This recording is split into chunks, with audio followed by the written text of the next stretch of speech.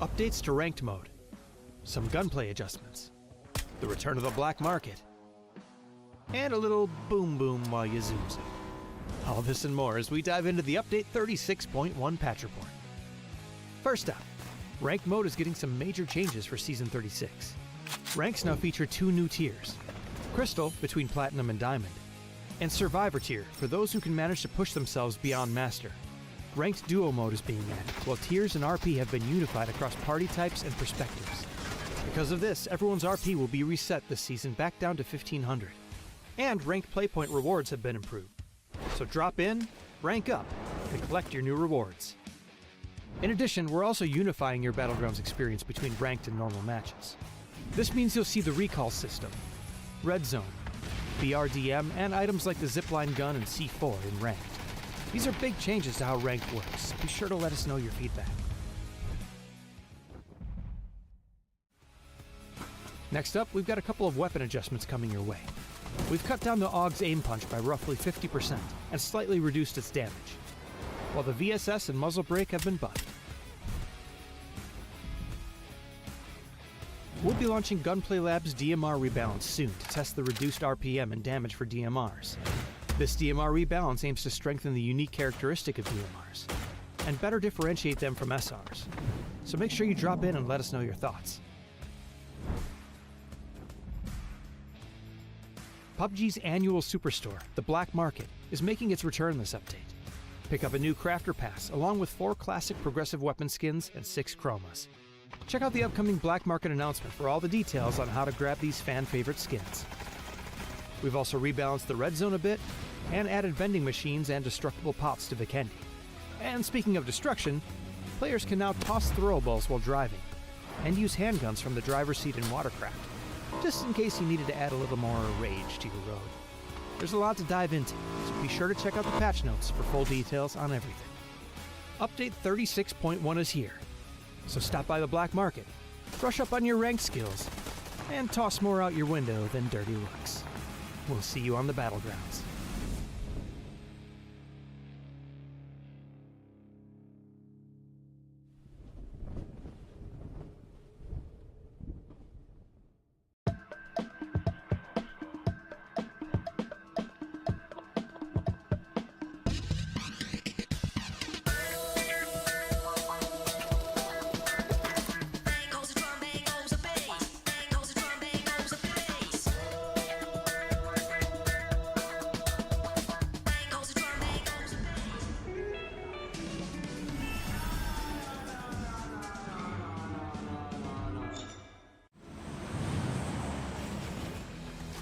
Every survivor lives for that electrifying moment.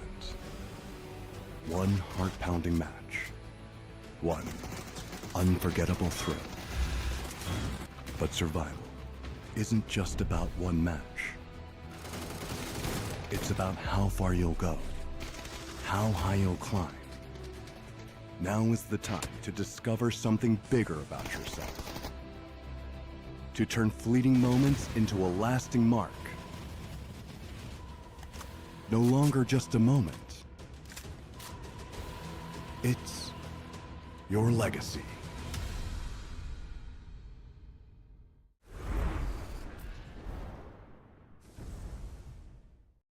Welcome to the PUBG Players Tour.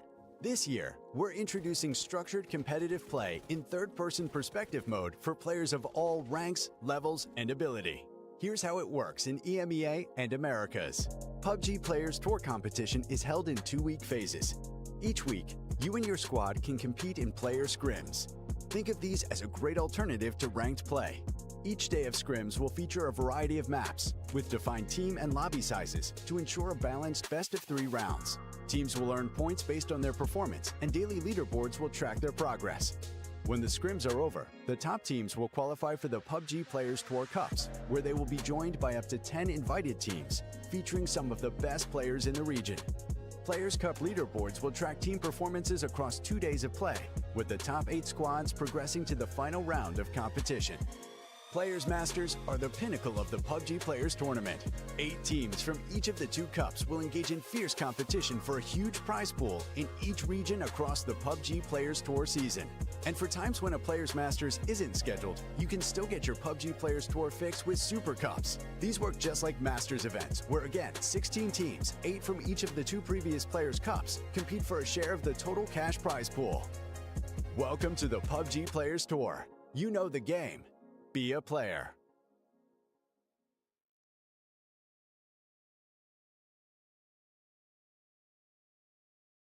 Here we go. Welcome in, everyone. Surprise! It's PUBG Players Cup, day number 2.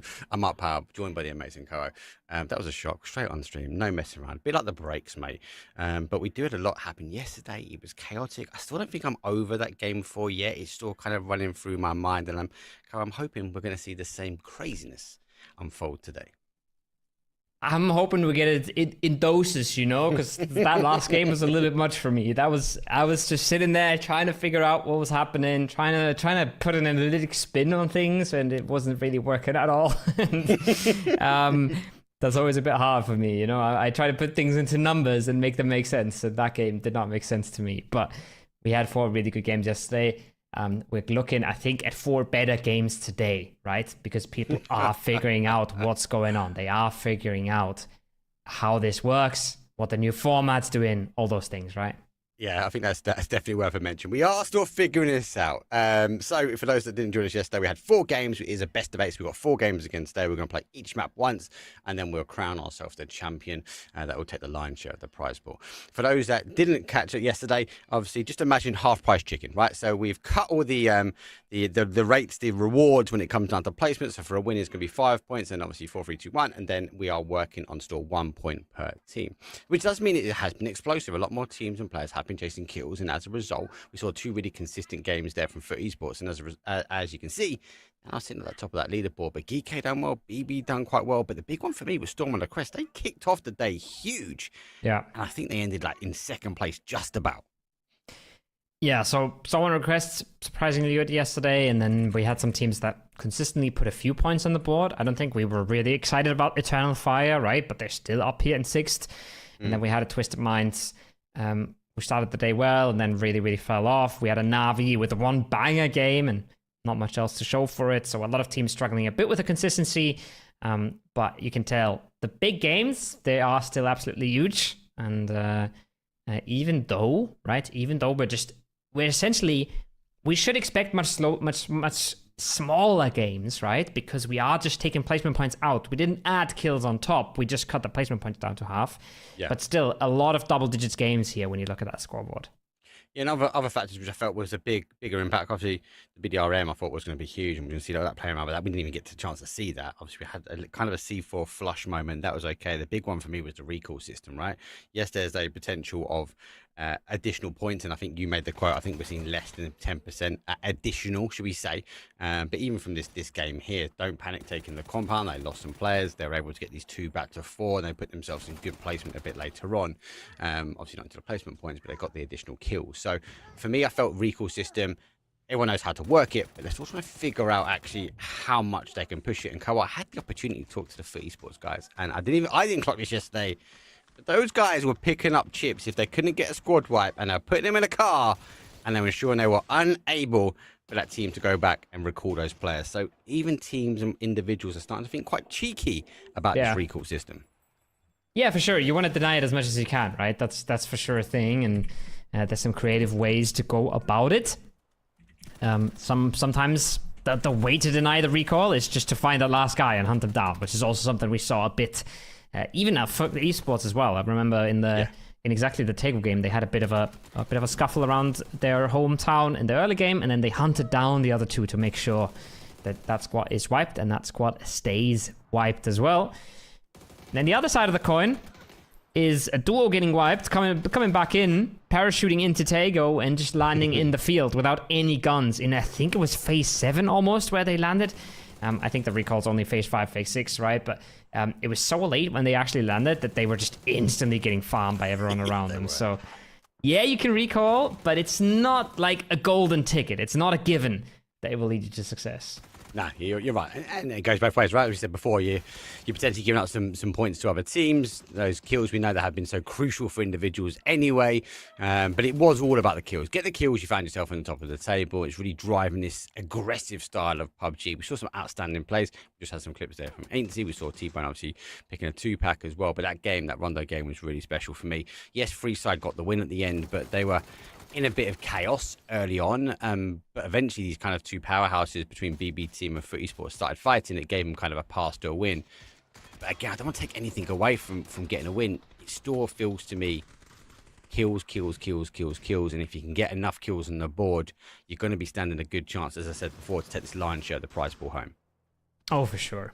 It's an absolute game changer, and it's, to me, it's almost, that's why I said it was a little bit too much for me yesterday, right? We have this new format to think about, and we have all the gadgets to think about, and we have a weird and wonderful lobby as well, right? The mix has never been more diverse. We have some of the best in the world. We have some streamer team in here, you know, that's sort of getting their feet wet, and they did well in the first game, then fell off a little bit. We have some absolutely new names making it through the scrims. So like, it's from all corners. We've got players and teams coming in. And then we have all these gadgets, and then we have the new point format, and it's so much to think about, and it's probably easy to draw some wrong conclusions here as well, because you might think these games are chaos because of all of these items coming in, but maybe the real reason is the fact that everybody's looking for every fight they can get. Yeah, and you're right. There was so much that has been added in. We were playing an event on patch day, which we love. It's the chaos that we love, but actually, I feel like the teams are still trying to figure out what's the most sort of meta part, what's the most powerful tool that they can use, and I still don't think we've got an answer to that yet. So I wouldn't be too surprised to see some more teams sort of try a few bits and pieces, as you've already Kyle's mentioned. We do have a nice spread. It's not as I'd say the powerhouse, the super stack, the household names that we normally see from a week one. It is a really nice split. We've had some teams that have qualified through. We actually have some, as you mentioned, streamer teams as well. And Labs, though, they got a third place. It was kind of a second, but they could have actually got themselves an actual victory there on game number one. They struggled a little bit in the other wildcard maps, but they did close out pretty well. So I'm interested to see what they can do. It is a complete mix, but it's time for us to mix things up and get in. As I said, it's day number 2. It's match number 1. It's Miramar time. Hopefully not as chaotic as the Erangel, but we're going to get into it. Let's go. Here we go. First and final Miramar of the day, planes in the air. We're kicking things off, starting off Oasis north to south. Looking chill, looking easy for our players to ease themselves into the day. But we are playing the last 4 games tonight, so we are deciding who gets top 8, who gets to go to the next cup, and we're also deciding who gets the lion's share of the prize pool. So the last 4 games are going to matter. The leaderboard is close. It's close at the top, but it's especially close around that cutoff, right? We saw so many teams who basically had one good game yesterday and not much else. All of those teams are competing really, really tightly, really closely on the scoreboard. They got 4 more games to lock it in. It's the thing, right? 1 game, 1 kill, 1 third party. That will make the difference. We're looking for a top 8, don't forget. Top 8 will work their way through, and this is week number 1. So we do have a second week of the Player Cups where we'll come and find another top 8 super contenders to try and get through, and obviously we're going through to the Masters, which PUBG have announced. We'll get some links out in chat for you guys a bit later. Obviously, it's worth keeping track because there's a Super Cup and there is a Master Cup. Both have different prize pool. Super Cup has slightly more, but there is a wider track, obviously, when it comes down to the Masters. Bigger prize pool and potentially bigger rewards at the end. But here we go. Talk about a reward for our first game. We've already got the streamer team in, and more importantly, they're in on a hot drop. They're on our drop. Danu freshly unbanned. She's been freed. She thinks she suffered a bit of a temp ban. It is what happens to the best players in the game quite frequently. Doesn't happen to Danu a lot, but there was some sort of shenanigans going on. First 2 shots come out. Fuzzy Man is the first one to get taken out. Zero Swag on me nails that one with the UMP, but it's not over just yet. No, it's not over just yet. Don't forget, we mentioned already, we've got the recall system, so keep an eye on that one. If they can keep the bodies up, doesn't matter too much. They haven't got the zones, they have to work by what they do at the moment. But not a bad angle. I know it's going to take the long distance shots, but unfortunately, they lose another one as well. It's an aggressive push with the 7.62. They're down to a duo, but they need to dig a knock here. They have to get a knock if they want to stand the chance, and here comes the push. Push is coming on in. He's ready on the angle, ready for the quick fire. Quick peeks. Trying to use the TPP as much as he can. The Two veterans still standing. It's Corky and Danu. That's the first one caught. That's a little bit of the numbers brought back now. He's trying to go for the drop shot. Goes too early. Traded out. It's just Danu left. She's going to be able to confirm one here. Be careful, though, but she swings it too wide. They nearly lined up, though. They did nearly line up for her, but she did swing it too wide. That's unfortunate. They'll be able to get the recall. There's a point on the board for them as well. So, not a best start. Their Miramar yesterday was good. They got themselves into a top 3. They got squeezed out of the rock. They had the high ground, but between Twisted Minds and Storm on Request, there was no more space for them yesterday. But on the hot drop here in Cruise, you obviously need to learn the lay of the land. But it's really good because, look, it's really interesting to see these kind of streamer teams coming in. Yes, we've got the esports teams, and these esports teams will have reps against each other, right? They know exactly who's dropping, what time, how and when people time to rotate as well. They'll have this kind of muscle memory, so to speak. Whereas actually with a streamer team, it goes the other way. They don't really always have that information. Now they've got friends and within the community that'll be trying to help them out and give them the drop zones and stuff like that, right, Go? But actually, when it comes down to rotations, that's the difficult bit. Later in the game, you kind of forget the training manual that you might have been given, but it can work in their favor because they could potentially catch a few teams out. So hopefully they get a bit of reset later. Hopefully. It's also just, it's a bit rough to start your day off like that. You know, everybody's warming up, everybody's getting into the groove. We're getting into the groove of things. We're warming up. Players are warming up. And you get to sit it out, stay cold, got to figure out your own way of getting into the groove while everybody else is already fighting for points, improving their situation. Gonna have to figure out how to get their way back into it. Wild Division coming out of Los Leones, scouting Eternal Fire in front of them. But they gotta be a little wary here. Ama, he has some cover on the roof, but he's visible if they start scouting his way. And his teammate Chewy is busy knocking other people elsewhere. Yeah, Chewy's taking the fight within Loss on the other side. We saw some early engagement yesterday to the mass destruction of the teams. I'm up, has spotted Eternal Fire coming from the sort of north side, now backing away. That's the vehicle. Just to move back to where the rest of engagement is happening on the south. The zone, though, as I said, you saw there, it is in the south central. We have a little bit of water on the bottom, but most of these teams will be looking at Loss as a potential option and all the surrounding compounds. So we've got Storm on Request. Further out to zone here. In that northeast corner, so they're just using that kind of TPP angle to figure out if they can maybe squeeze a knock and a flush coming out of truck stop.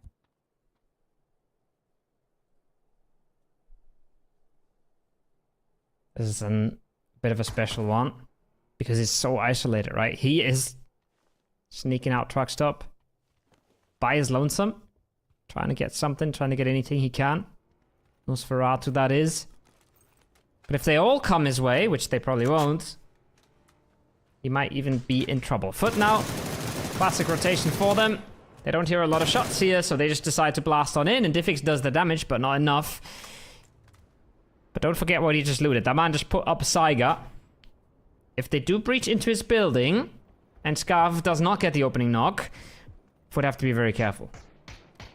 Yeah, Scav's got a little bit of high ground, but high ground's a high ground. That's actually Western gets PDW, or as we may refer to him a bit later on as PWD. Let's see how chaotic that goes, but he's been flushed. Still don't think for Esports will know exactly who they're fighting at the moment, but if they do get a read, if that's Diffix knocking them or they get a knock on Diffix, Diffix hits the spray, and there's T-Bone gets knocked. Now the information's come through. They know they're down a body already. Quizzy wrapping around towards this south side where their shots come from. Ainty is making the push across. Get that flush on towards Diffix. And more importantly, Spiro a little bit further out. Quizzy, as I said, worked towards that south side, but T-Bone instantly again collapsing in on this compound. Messy start. Not what I would want to hear. Well converted by Foot. A lot of small things going on there that you might not pay a lot of attention to, but Foot getting everything right, right? Scav gets a lot of information from his angle. Vard gets the opening knocked, or T-Bone, excuse me, gets the opening knock, doesn't get traded, doesn't get caught. Too soon. And they stay fully clean in this. A team that didn't stay clean in the hot drop is what we're seeing right now versus Navale, but they have gotten the blue chip in. They've gotten the player back on their feet, but now they are a little bit split because of it. Zero trace. But now Levi quickly realizing we might not really want this fight. Yeah, NLV, no Levi. Obviously, they won't be aware that that's the player that came back. They got the chip in pretty quickly. They were lucky enough that Cruz had the ability to do that straight away. We saw that more coming to effect later on, especially those Rondos and Tagos games, those sort of 2-2 splits. Some teams maybe holding out, trying to take at least close to an area that they can maybe use to their advantage. But surprisingly here, Kyle, a lot of teams actually on the south side of Los Leones. Insane amount of congestion down here on the south side of Los Leones. Why is that? They're expecting the circle to go outside of Los Leones somewhere, and if it doesn't, if it goes into Los, entering the city is very easy. If you're on the wrong side of Los, making your way on through, not as easy. So a lot of teams now are trying to go for the far side, trying to go for the far south, where they can easily get to. And then if the circle shifts away, they will start wrapping around the sides, right? They will start wrapping around the city. And they don't want to commit to the city too early, because once you're committed in the city and you've got teams close to you, it becomes so awkward to move around. Every drive, every time you get in a car, every time you run past a building, you might just get taken out. So everybody's trying really hard to avoid the city if they can. And that's why we end up with a massive amount of teams there at the south. Yeah, I think the key thing and the key message in there is that if we see that shift north, where and how do people rotate back? And there isn't as many avenues as they'd like. So Esports in a good position. Twisted Mind's in a good position as well to kind of just hold. Navi's going to be a problem for them. And again, anyone rotating. Geekgate, next team to now fall. They're going 14th place as well. As I mentioned before, if you have just jumped in, don't forget it's half-price chicken. So we're only looking from 1st to 4th when it comes down to the placements. So an early death for these teams. They're going to be sitting out. Hopefully they would have got some kills on the board, but we know for some of them already, it's not going to be the case. So they've got to wait for that reset. They've got to wait for game number 2 now. One of the favorites going out early. One of the big teams. Good performances yesterday. Not as cracked as maybe for Esports, but consistently putting points on the board and sometimes popping off in a major way. And we are already down to 13 teams. I think that it tells you everything you need to know, right? Most of the time, you would be surprised to even see a full team go out. You would be incredibly surprised to be down to 49 in phase 1 in a competitive game. But that's the beauty of the new format. It's shaking everything up. You just have to change a few numbers. Like you said, the half-price chicken, your term for it. Double the importance of kill points because you're halving the amount of placement points, and suddenly the game is completely different. And we just see it in full effect. Here's the key. A little bit of space. Zone shifts away slightly. We do hold on to a huge proportion of that kind of Los Leones. Twisted Minds giving up their areas. They will sort of dip into that northwest corner. Skittle's going to try and hold. Navi have the ability to close their gap or potentially hold a bigger split. On the other side of the zone, now we still have a couple of teams now working their way in. Freeside, not quite the Freeside they wanted. It's Storm and Request chasing them down. And should be hearing the cars, but Ava is right in the middle of the road. Initial shots do come through. I think connects as he wiggles the car up towards what he thinks safety, but he is potentially wiggling his way now towards Foot Esports. It's just more evidence of the point change. Storm on Request has been doing nothing but trying to camp rotations all game. The second free side gets past them, they instantly turn it back around on them, right? They instantly try and do the same thing. They're smelling each other though. They realized, okay, hey, these guys didn't go all the way up the road. They must be somewhere close still. So now we got a bit of a Mexican standoff going on. Like you said, Foot's on the other side of this. If they ever get interested, when they hear these shots, Pixel's going to be up on the rock. He's going to be looking to punish himself. Of all people as well. You do not need to ask that man twice to go look at a third party. Pixel will be coming down his little bicycle, most probably. Now, Storm on Request and Freeside, as you say, they're smelling each other out as they sort of play chess going between compound to ridge and don't want to overextend, don't want to commit too much, but an opening knock might change that. He sees the vehicle though from Sorry go up towards the rock. He has cut as he be coming now towards the base. Reactive again, still trying to get information over towards the top, but Freeside get the initial knock here. Now, do they push out towards them? Do we see Foot start getting more aggressive here? Reactive, well, he has to react to those 5-5-6 coming towards him. He's desperately in need to stay up here and keep this team at bay. He's got to be careful, but he's getting help now from Pixel from the top, right? He's getting help You saw Maven there going down to 30 HP maybe. Slowing them down quite a bit, making sure they cannot punish as quick as they want. They can't converge on that knock and make it stick. But it's gonna reset. And both teams are suffering here. They're losing tires, they're losing time, they're losing meds. No one's really getting any benefit from it. And the zone's closing in 40 seconds, so they better get a move on. Time. Everyone's hunting kills. I kind of like this. I kind of like this. I'm an agent of chaos. Everyone knows that. So this is just forcing people to take the fights. Looks like Freeside have gone belly up on their vehicle. There's Pixel, also known in this lobby today as Big Belly Life, as on his alt account. In a position, again, to gain that information. These teams are rotating around towards that north, and we're okay. We should find ourselves now just on the outside edge, waiting for this zone to shift. But there's so much real estate store left to take and lost the owns, and there's so much free space out on the west. A shift west here could be chaotic. Scrap that. A shift southwest, even potentially worse, but that's just getting rid of that unplayable terrain just on the outside of lost the owns. So teams like Foot, teams like Storm and Request and Freeside, they've got to try and work their way through some already established teams here. Massive circle for some teams, but nobody really reacting all that fast. I think Don't Panic, if they swing around the west here, they could have a good idea that there's not a whole lot going on there. Twist, one of the teams that will be fastest. I think Lou is already on the move to scout out that western side, and he's going to see there's nothing in their path. So should be swinging around, should be wrapping around here nice and fast, especially at Twisted Minds. Easy path into a lot of space down here. And then Don't Panic as well. They can see that there's not much going on here, and they could swing around. But for them, it's not as obviously a good rotation. They might think, okay, we play straight in here. We have a team in front of us that's weakened already. So this might just be a western side that is very, very free until Storm on Request and until Zero Trace actually come on in here. Yeah, it's going to be interesting to see what those pickups go. We have to factor in that, just in mind, but looking at that T-junction compound, is that it's got the recall system, a hold, an ability to, if they do receive a knock, they can kind of get someone back here while they've still got time to. They have 1 minute 40 left on the clock, though. If there was anyone to go down now, if they could find themselves a way towards that recall system or push out towards the blue. But down on the south side, that DP have tried to hold out here, and we've seen this standoff quite a few times. It looks like BB's being slightly more aggressive now. Sadusi has played on towards the south side of this road. This, if not seen by Global Army, might be unexpected. Yeah, there's definitely a bit of a setup there. Now Twist, as expected, swinging into the empty space. Storm on Request a little bit later. To the party. But staying alive for a bit. So far, no knocks coming on in.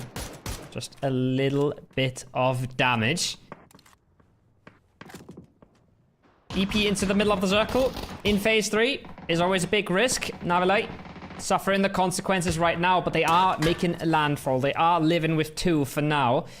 And they've already taken Hadouken out. Oh my god, that is centimeters missing on that nade. If Skittles have a blue zone here and or some good nades, they could blow this up, but it's really, really hard. It's much harder than you would expect to get the util in, and it's much more possible than you would think for players on top with just one smoke or one folded shield to get out of dodge. So big challenge here for Skittles, and even though they lose members on this EP mark, a solid position now for Navile.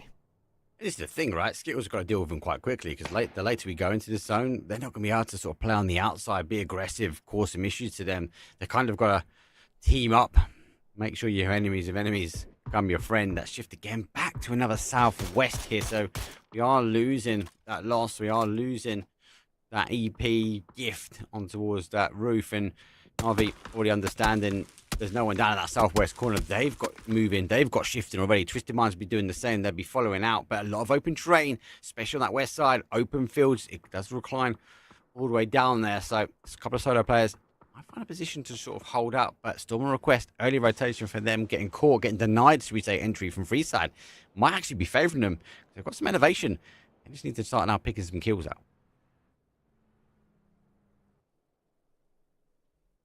Gonna be the big topic now. We had 49 players in phase 1. Now we have 46 players in phase 4. So everybody that stayed or was alive had a big interest in staying alive. And now comes the time where that won't be possible any longer. Don't panic, they're holding down one edge. Storm and Request, you touched on them. They're holding down the western edge, currently being aggressed by Twisted Minds. And then on the northern side, it's gonna be Wild Division. Nosferatu, though, he let Twisted Minds pass, but I'm feeling like they've seen him, Mark. There's 2 nades coming his way. There's a Batu storming him down. The nades aren't doing the trick. Oh, that was a little less clean than Twisted Minds would have wanted. They should surely get the res. The kill gets stolen, though. Gets stolen away, and actually Storm unable to really get that conversion there. Sitting on the sort of bulk section. They've come off that higher ground, and I think he was hoping that Twisted Minds were going to sort of play past, but they sensed the presence. There was danger close. As they were looking to try and scout the compounds. Here comes an 8 Global Army, though, on the other side of the zone, also having a push. Example does get the knock on KDL, so he might also then start like driving their way now into that compound. Global Army has to move back, but don't forget, a Doozy is on this side of the road, so he at any point could potentially activate. Global Army also knows he's there, launching the nade back as he's trying to find some way to get himself back into cover. This east side is going to get so messy. Free side, yes, they're in that dip, but they're not in the circle just yet, Mark. Now Eternal Fire is coming in, looking for the openings. Drive-by is working out, but the trades are there, and there will be more teams coming, more teams interested in this side of the circle. They're storming it down. Crazy tries to hold the line, but he can't quite do it. It's trades all over. Eternal Fire is down to 1. They're coming across the road. Even if they do this, surely they're not long living after, and just like that, look at this. Everybody's out. Nearly completed the kill feed then, top to bottom. Twisted Minds did get the crash though onto Storm Request. They will fall. Free side unable to hold just on the outsides of zone as Eternal Fire tried to play in, but then soon to go was also going to be the Eternal Fire side. Little down numbers for some teams as they are scrabbling their way into what we can call some kind of cover. For Esports though, been left to their own devices. T-Bone here, he's just scouting his way around. Zone shifts again. We go round Robin, round again towards the west, back towards Twisted Minds, back towards Na'Vi in the compounds. It's going to be interesting because, again, all these teams in the east need to shift in here, Koa, and there's limited spots now. You've got to be aggressive. It's so hard. It's so hard when you're a Don't Panic now, right? You got to work your way past Foot Esports into a spot that's not amazing, where there's already a full team. Winstyle just set up and waiting for you. Now Foot has decided to make the first move, go early, get themselves a playable spot and hold from there. It's a bold move. Let's see how it pays off. Global Army with a big headshot onto Pixelic. Puts him into a defensive position, but that's what they're here for. They're here to defend. 80 falls on the other side though. Yeah, that's a long distance shot. That's from the compound. That's behind Foot Esports here. Don't panic. Just sort of slotting in between the two. The Foot trapped, unable to kind of be deployed. T-Bone now helping identify Global Army with the Grozer. Going to be charging him down. He's got level 3 vest and the level 3 helmet though. There's a blue zone just on the outside edge. He goes for the smoke, but I don't think he's quite seeing the players. Might do now. Rez has come in. He's now seen 80, so he's going to know roughly where these teams are. He deploys the smoke just to provide a block of cover, so no more shots can come in. Everybody is just falling in the kill feed. Global Army with a big double. 1 HP to dodge the nade. Stays alive. Foot is in tatters. There's just Scav left in that middle shack. He's surrounded as well. Doesn't have anywhere to play, anywhere to go. Hiding out in the smokes. It's Don't Panic coming alive. They've been dominating this eastern side. If they can withstand the pressure here for a little bit longer, they stand a fighting chance. Yeah, it doesn't matter what you seem to throw at this team. They just literally don't panic. No pun intended. They keep cool. They keep calm, collective. They piece apart the Foot Esports, though, split. They drive right through the middle. Scav final player here. BB team with Doozy going back towards that north side. They've reset. WS, though, leaving the safety of the compound. Now chasing the kills, looking to see what they can get on the adjacent side. There goes a flash. There goes smoke. Phil first, though, popped over the top. Launches a couple of good shots, though. Towards CCI next, but if they stay on the south side, they stay clean, but the zone will be continue pushing in. Don't panic in the way of Scav. Let's see what the new boy can do. Blue zone does so much damage, keeps him busy for absolutely ever, and now the swing can come out with the Groza. Surely the hip fire through the door, but he's just baiting around for CC Next to do the trick. That costs CC Next his life, though at least puts him on his knees. And BB team, they're looking. They were interested in this. But they've only gotten 2 frags, Mark, and they have let Wild Division walk up. Look at the minimap. Trinotopica sneaking his way on in. I'm not sure if BB Team is ready at all. It just comes back to the story we're telling, right? It's that whole sort of kills are king. You'd expect a team not to leave that compound, but they've come chasing down. They're kind of deny entry, though. Don't panic with one. Knocked. Not fully out yet, but they are swinging back. He goes down over the top. Gets the second now. BB Team now getting involved, though, but actually towards the other side of WD, trying to play their way in. Down towards Westham. Down to CCR next. They back away. They haven't got much time. 3 knocks here. They need to start getting some of the conversions. They need to start getting these reses back on before they can push forward. Gonna get back up to 3. Circle goes southwest again, man. This has been crazy. If you're a team on the eastern side, you have not been blessed. Let's put it that way. Now, Weston peeking up. He's getting his. He gets bailed out by a bit of support from teammates. They do all stay alive. They do a reset into this. Global Army gets the car in. Wants to get a first aid through before he sends it again, but they will have to send it somewhere. They can breach the compound now. They've generated it at numbers advantage, and they're looking like just easily the best team coming away from this phase 6, despite all the circles shifting away from them. I don't think what they've done to the circle, but they're the cool, calm, and collective. They seem to be the kings so far. Navi, on the other hand, MG in their hands, launching nade towards Wild Divisions. They try and work their way. Another one of these teams on the east side. Extend does get knocked, though. See if we can try and get the conversion. They are do pop. Hakatori gets the second one down, but Chewy fighting another battle. Field first for forward. Doozy's already left, so that'll be confirmed out. Wild Division, there might have been a division in the ranks. One opted to go for Navi. The others continued that push towards BB Team, so Navi has a little bit of room here to play, but they've got no zone. Twisted Mind's ahead of them, taking the aggressive stance after that knock on Storm on request. Compound remains in. Seems to always be the case. Now they've got to charge their way into this. Full breach. Twist down to 2. Pre-nade doesn't do any damage. The spray does, though, and look at that. Example finds his as well. Perfectix. This could be an insane nade if he gets it out the corner. Oh, Navi, they're in dangerous waters. They're taking so much damage. So far, only 1 knock. But Twisted Minds has been able to confirm as well. But Example's looking for more. He's got 2 mollies. And oh boy, that is... Oh no, that's an absolute tragedy. That could have not done worse. Hits the corner of the box. Puts himself into flames. And just like that, from looking amazing, Twist is down to a solo. Down to a solo. It is Perfectix time. Let's have 2 mollies, so potentially stop. Example's going to be able to get some information here. We're able to see slightly through because we've got the X-rays. We see the body's just on the inside, so I think he's waiting for those sound cues. There goes another smoke, trying to bait the team, I think, in towards that. He's inside. I think not taking the bait just yet. That's from on the outside. They get a rough idea and they storm in. Perfectix gets one though. He's able to get the flush, but their eyes do turn back around. Extends, finishes them off, but it's at a cost. They're now down to 2. It's a big loss. They could have been one of the favorites to win this round. But losing Hakatori, the Juggernaut. Whoa! Juggernauts are coming in. Yeah.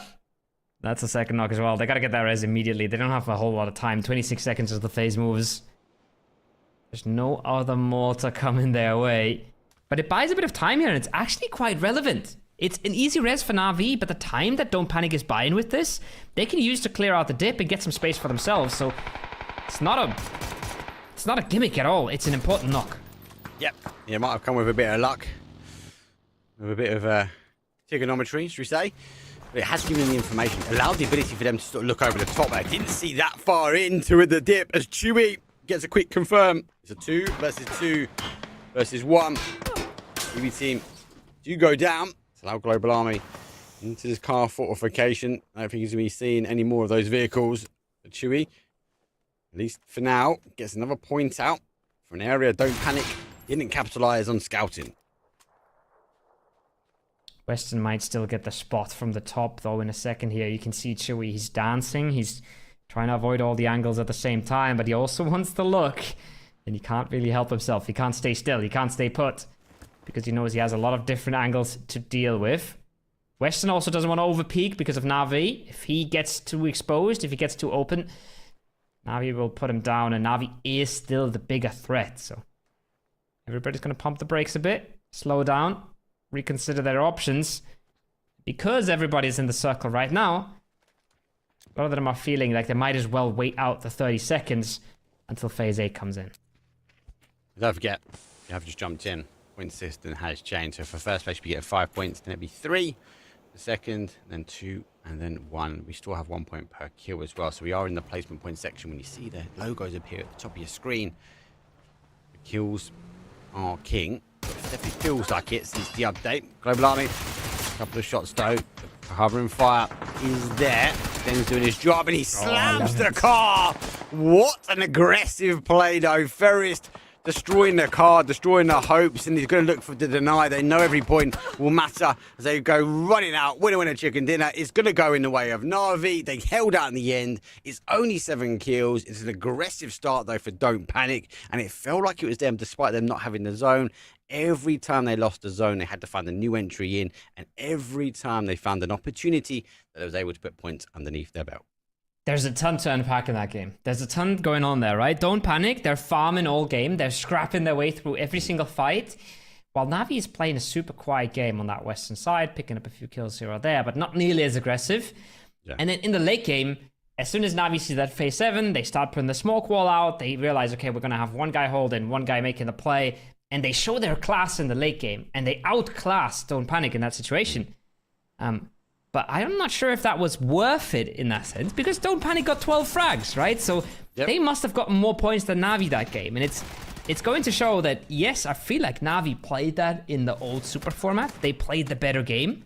Yeah. But in this new point format, I feel like they got outdone by Don't Panic. So it's a real it's a complete meta shift. It's 100% right. Like they got, 7 kills? So it is a 12-point game for them, right? Completely on the opposite side. Don't Panic, yeah, they lost the zone, but every opportunity they had, they were getting kills. They got 12 kills alone, so they sort of cancel out Na'Vi's depth of knowledge, depth of play at the end there to get the win, because they get the opportunity to reset. And do you know what really tells for me is the speed of which Don't Panic turned to the blue. It was instant. There was no second guessing. There was no second thought. It was like, do you know what? We've got more kills. Deny. And let's continue. Let's reset and get into game number 2. Yeah, that's the one thing that I mentioned yesterday, right? It should be like if kills are worth double, which they are relatively. No, don't get it confused. You don't get 2 points for a kill, but you don't only get half the placement points. Then denying is just double as good, right? It's a simple math. It's simple logic, and Weston has realized that, or somebody on Don't Panic was yelling at him to deny quite instantly there. And it makes so much sense. It makes so much sense. That situation, it's almost unwinnable for him. So in that new point format, you're gonna try just 50% less of the time, right? You're just gonna try less because you are giving up so much more to the other team if you do get killed. And it's just speed. The speed of reaction. Good ending. This is great play though. Shifts the car, 6 swaps over, flying out with the MG. Global Army in such a good position as well. But yeah, that deny there, winner went straight towards Na'Vi, but the win instantly for me was going to be for Don't Panic.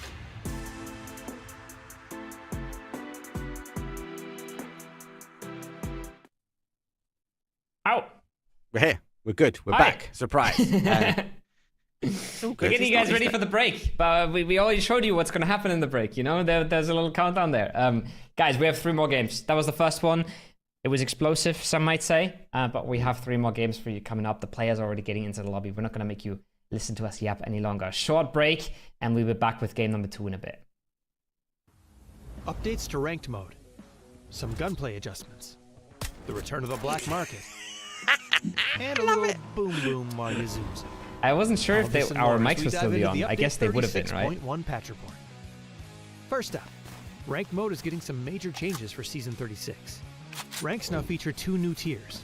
Crystal, between Platinum and Diamond, and Survivor tier, for those who can manage to push themselves beyond Master.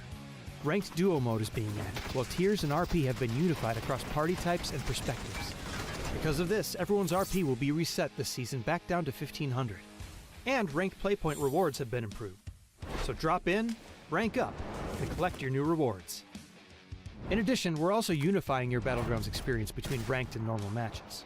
This means you'll see the recall system, red zone, BRDM, and items like the zipline gun and C4 in Ranked. These are big changes to how Ranked works, so be sure to let us know your feedback. Next up, we've got a couple of weapon adjustments coming your way. We've cut down the AUG's aim punch by roughly 50% and slightly reduced its damage, while the VSS and muzzle brake have been buffed. We'll be launching Gunplay Labs DMR Rebalance soon to test the reduced RPM and damage for DMRs. This DMR rebalance aims to strengthen the unique characteristic of DMRs and better differentiate them from SRs. So make sure you drop in and let us know your thoughts.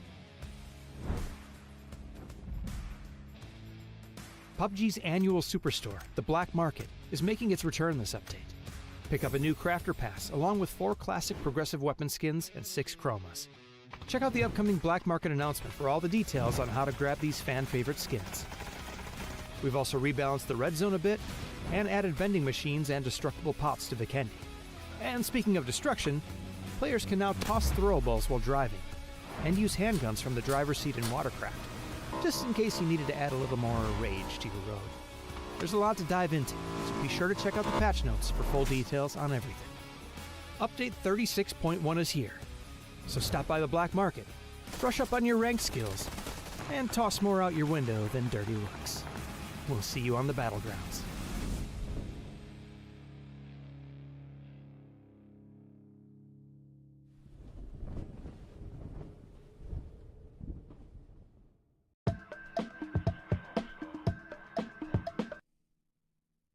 Welcome back in, everyone, after the temptation of a break, a short break, back on cam, back to a break. The lobby's full. We're going to get straight back in. There's only 4 games. Now technically 3 games left, though, and we do go to those kind of wildcard maps now.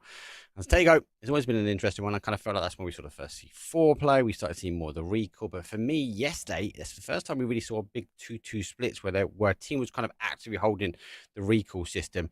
Didn't feel recall had much of an impact in that first game. I don't really know what your thoughts are. We saw the early one, but that really was about it. Yeah, I'm excited. Sorry, I have to ask again, though. What was the first thing you said we saw on Tego? Oh, the C4. Wasn't the flush? Or was that Oh, Rondo? C4 yeah, play. C4. Yeah, the C4 flush, wasn't it? It wasn't Okay, even a knock. It was just a kind of a throwaway. I'm not going to flush you. Yeah, I connected those words together in a wrong way, and it didn't make a lot of sense. Let's not worry about it too much. Okay, Na'Vi, win, 12 points.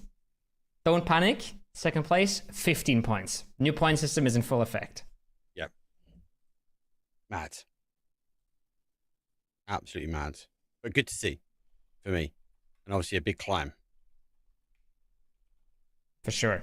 I mean, for sure. This is, yeah, they haven't had a whole lot going on yesterday. So we're starting explosive today. It's going to be nice. It's going to be good momentum for them. Keep in mind, guys, as well, we are qualifying to the PUBG Masters here. So top 8 goes straight to Masters. And that is absolutely relevant. That is a big, big goal. Yes, we have a prize pool here, but Masters is the #1 thing that everybody is aiming for here. So a team like Don't Panic being 9th here means they're really, really close to that cutoff and really close to that qualification. Yeah, you got the top 35 points. Obviously, that's when we're starting to look at the cutoff points, right? So I still think there's a lot to play for. Again, we've already seen the potential of a 1 game Don't Panic proving a point with 15 points on the board. Majority coming from kills, right? Another 15-point game from even a wild division up, right? Can really change the lay of the land from a top 8 scenario. No one's run away with it just yet. The GK, kind of another good game, and them and above, you kind of would secure those spots. But that mid pack for me is insane. Yeah, and it's gonna stay super, super close for a little bit. Even a team like Twisted Minds, they're not safe yet at all, right? They got to get more points on the board. We have to throw all of our understanding of point cutoffs out of the window, right? Because there's just a hugely different amount of points per game now. But we do know double-digit games super easily possible, and that just means that everybody down there at the bottom, even a 0 trace with a few good games or 1 banger game, is suddenly in the top 8. So when we go to Tego now, when we go into the second match of the evening, everyone can still qualify. Everybody still has a chance. And even those teams who don't make it this week, Mark, right? They come back the next time, they come back the next iteration, and they can get top 8 again. That's the, for those who don't know the format, we'll open up, though, after this, and you'll get the opportunity to do best of 3s for 4 days to get points against your team name. And if you have enough points, you get yourself in and invited. into this sort of step. We have a week number 2. We'll play a best of 8 again, and if you get yourself a top 8, you find yourself in the Masters, and that's the big prize pool. There's where the big cash is. There is still cash to be won here. There is still a prize pool on the line, but a lot of these teams, a lot of these players will be looking not just for the experience for those that are coming through, but these top tier players will be looking to secure their seat to play in the next Masters, because PUBG launched that news that there's obviously Masters 2's coming up, but it's also going to be a 3 and 4. Yeah, you want to get into Masters, not only for the Masters prize money, but also for the qualification to that Masters 4, right? That's what you're interested about as well. There's been a little bit of information about it. It's going to be EU versus Americas, and that's really spicy. You get to represent your own region, right? We get a little bit of the region rivalry going on. But as I say that, I think we have a bit of a rivalry going on in the shipyard area. It looks like we have a hot drop there, and it's looking like the lab addicts. Oh, no. Oh dear. Fuzi has just had to ditch into the water as well. He was in a parachute going towards shipyard. Is there an option that they go loot, come back, get the chips and recall potentially? But this is difficult. This is very difficult. And then you got to add if they even pick up the foot esports grabbing. Oh no. Grabbing the chips and getting away with it. God. That's not great. That's really not great. They just need to get one car, and it was just 2 free kills. Ouch. Stuff. You hate to see it, man. I just, no. I want them having a good time. I want them, doing well and enjoying the tournament, but they've just been really shown the hard and harsh sides of PUBG Esports, I feel like. Fuzzy Man swimming for his life, getting hunted by 2 boats from Freeside. Danu, a Corky, they got to watch, they got a backseat. They got to coach Glorious into some points here.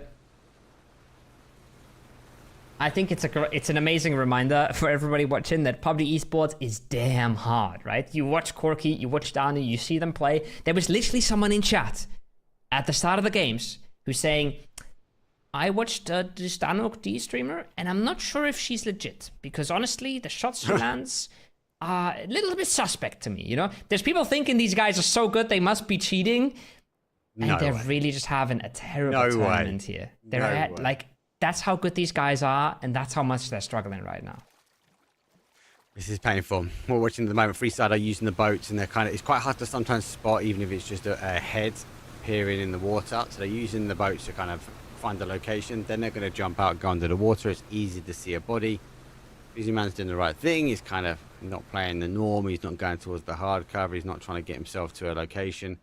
He just kind of needs to stay tight at the moment and try and stay away from these boats, because once they jump out, like they're going to see now, and they go underneath the water, they know exactly where he is. Well, he can praise. Maybe if he's close enough to nick the boat away, that'd be an interesting style, but I think Freeside have fully identified. The question is now, can they get the landmines in effect? Because can't shoot him wise underwater. They just kind of need to wait for him to run out of air. Yeah, and this is again, right? This is something we've seen already in the old point format. If you're getting hunted down as a swimmer, you just deny the point. It's very easy. You're very safe at the bottom of the ocean. And now in this point format, even more. Sorry, I'm crazy. He's looking for him, but without a nade, if you're not dynamite fishing, you ain't catching Fuzzy Man here. And he does the smart thing. It's not pretty. It's not fun to deny, right? It never is. But he does the smart thing here. Saves them from getting another point over. And Glorious is still there at the edge of the map, just gearing up. Circle's interesting, though. Circle is a bit polarizing here because of the big amount of water in the middle, right? You're going to see almost all of the teams that can go for this northwestern side because there's just so much more landmass. It's more likely to go there.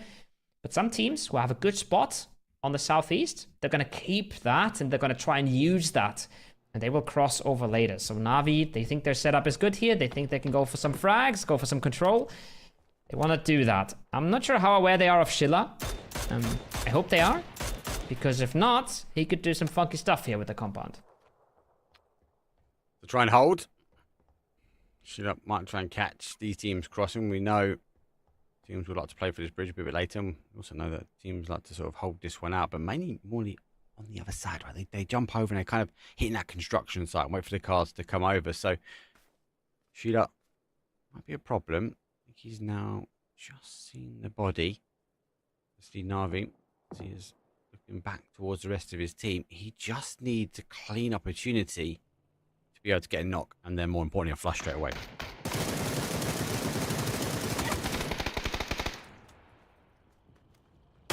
One HP, one tap, take a nap. Done. Big from Sheila. He needed that. If he doesn't get that knock, he's instantly getting converged on by multiple Navi players, right? Saucet would get the heal off and then work together with Hakatori. Now, at least that ain't happening. They seem to have a good idea that Hakatori is there. They must have heard the car pull up, but it doesn't matter. Hakatori has the dip either way. It's foot from the other side. The jump's probably going to cost him. Oh, he lives. 5 HP under the water. He can swim for a bit. But oh my. He's in a similar situation here as Fuziman, Mark. Whenever he takes his head out of the water, a foot has a good chance to nail him down. So he's going to try and live here. I think he's valuing his life a little bit more than that 1.2 foot esports. But if this was a different leaderboard situation, we might see him deny here. Yeah, have to wait and see. There's a knock. Comes through. Should be confirmation. Eternal Fire, more importantly, can get the information that actually in the other bridge there's going to be a held. But for now, they were trying to hold out Eternal Fire crossing the bridge, but it wasn't going to work out their way. First extends. Trying to joystick into position. Maybe they can catch one out. Sheila takes a few bits and bobs from the box. That's a car in the compound as well. There's also a fight down on that sort of south side now. WS holding the high ground. They're on a bit of a split. A bit of a 3-1 split here. Shaggy Q needs to try and hold one out himself. Big scramble on the bridge. BB walking into Storm on request. Filford cooking a nade while he's coming around the corner though, but oh, it's cooked to perfection. Knows exactly where to put it. Reactive is the last one up, and his reaction is looking like a retreat more than anything. Yeah. Again, they were a team we highlighted before the games because they were fragging yesterday. But you meet a PGSA champion, you meet one of the best teams in the region, one of the best teams in the world. Things should be going sideways sometimes, and there's the new meta, right? There's the new point format. Hello, Aduzi! And bye, Reactive. Just like that. Bullied, pushed out of the lobby, point collected. BB says thank you. You make such a good point, right? And if you're a BB team, yes, it's an additional point. Yes, we're talking a lot about the points make additional prizes, or double points, as you say, which is not the case, guys. I was just all 1 point per kill. But also, arguably, they can't allow that individual player. A single player getting away from there has the capabilities. If they get back to the blue chips, potentially could go back to a 4. So actually ensuring you can confirm off a team sometimes a little bit more crucial, and that's why we might see Eternal Fire still sort of lurking around, trying to find these rest of these Navi players. They've not played across towards that north side. There's also an argument against that. Actually, they might just be trying to wait, see if any more teams try and cross their path, because they do need some kills to climb that leaderboard. Yeah, and as well, you can't get back to the area, even if you have a player alive. You can't get back to the area if the other team is still there, right? You can't just drive and go loot the dead boxes, so it's a bit tricky. And also, if you're one man up and the other team stayed clean, and they could even just take the blue chips around and not be all too worried about you sneaking up, right? So there's a ton of tactical elements with it, right? Even if you're looking at Freeside now, you just saw them on the map. They were crossing to army base. They could set a trap here for Glorious. They could just leave the blue chips and then camp them and set a trap, right? And when he comes to loot them, they get themselves one more kill point. So there's a ton of different new options that are coming in with that recall feature that a lot of them I feel like we haven't even considered yet. And a lot of them we will have to wait for the actual pros to figure out, because they are the best players in the game and they will figure out the best mechanics if you just give them a little bit of time. I'd love to speak into Pixel and T-Bone. It was just, again, I know it's a feature because I've done it. I've also been on the receiving end, chasing down teams to get the blue chip back. But the fact that these guys yesterday, the first day, they were putting chips in the car and they were driving the cars away and blowing up the cars so a team couldn't get, if they couldn't find the last person, if they couldn't get the confirmation, they didn't even want to risk that a team could come back and try and get that chip. So we'll see more of that unfold as, I suppose, the pros learn and they find those sort of cheeky codes, those most optimum ways to exploit some of the additional features. Some stay. I love the new use of the shield. We've seen great things from the shield as well. People using them as kind of a jump up, and it wasn't going to be too long until we saw one of these. Now, we spoke about this yesterday, but we wasn't blessed. And I said to you at the end, didn't I? I reckon it's going to be a day 2. But this is interesting. Zero Trace has 100% trace on where this one's going. Not as fast, very loud. Also a moving tank. Makes it easy to get across the bridge. Now See You Next Day has to be careful. A lot of the fire has been drawn by the BRDM already, but he's still quite vulnerable. And there's still more cars coming on down, but there it is. Instantly pulls up, instantly gets the knock. The Mad has to be careful. Get himself into cover. And the first transition successfully made, but it's a solo pull-up. They're getting a little bit crazy on this. They really want that flush. And they are jumping out on the wrong side of the car. Brad jumps back over, gets himself to safety. It's an absolute fiesta here, Mark. What the hell is going on? Absolutely love it. That's something I would do, personally. Outlooks on the car. Make sure you swap back to the original side, then work for the flush. Now comes the reinforcement. So Nade is really good, but doesn't quite get the connection. Gets damage. The spray actually comes through and causes more damage. It goes back, but they've got to reposition. That Nade over the top is going to cause more damage than what they'd like. And look, didn't take long. FUT Esports on the third party. Scav is here to try and get some steals. The BRDM is in opportunity, is in grabbing distance, and FUT Esports are calling the reinforcements for it. Oh, this one's a messy one for everybody involved. Just like that, BRDM on fire. Not really the outcome they would have hoped for, but not really the outcome Eternal Fire was looking for either, right? They were looking to just hold this, and now FUT is saying, well, thank you. We'll pick that up. Scav gets the last with a nade, 80 pulling up as well. And just like that, FUT Esports got themselves 4 without really risking a whole lot, without really getting their hands dirty. And they could make this more if they have a good idea of the kill feed, which, again, right, this is one of the small changes that we don't talk about. There is a match log now, right? So you don't even need a kill feed tracker. You don't have to be amazing at kill feed tracking. You just have Pixelix sitting behind you in a compound, opening the match log and saying, well, Zero Trace lost 2. And then you go hunt the last 2, because that's 2 kill points right there, right? That's massive. So it's another one of those features that's coming in. But Zero Trace makes a good shift. Gets out of dodge, stays alive for now. Interesting to see. Going for the blue chip, maybe? Using it. I think so. It's close enough. Intrung has it. Wait and see. Zone shift back towards that sort of west. You lose the water. No surprise. Twisted Minds on the high ground. There's a little bit of a power sweep coming from that west, as we do have BB Team, Geeko, and Twisted Minds. FUT Esports will be happy they've claimed some real estate here. The rest of the teams are on the outside edge for them. And pretty quiet on the north. Free side in the army base. That's a bit of freedom to move, but this feels like it's a waiting to erupt here. Geeko need to try and hold off BB Team, but like we saw from FUT Esports go out, at what point does Twisted Minds move in, or do they try and hold out Wild Division? Because they would already potentially have eyesight to them in the compound.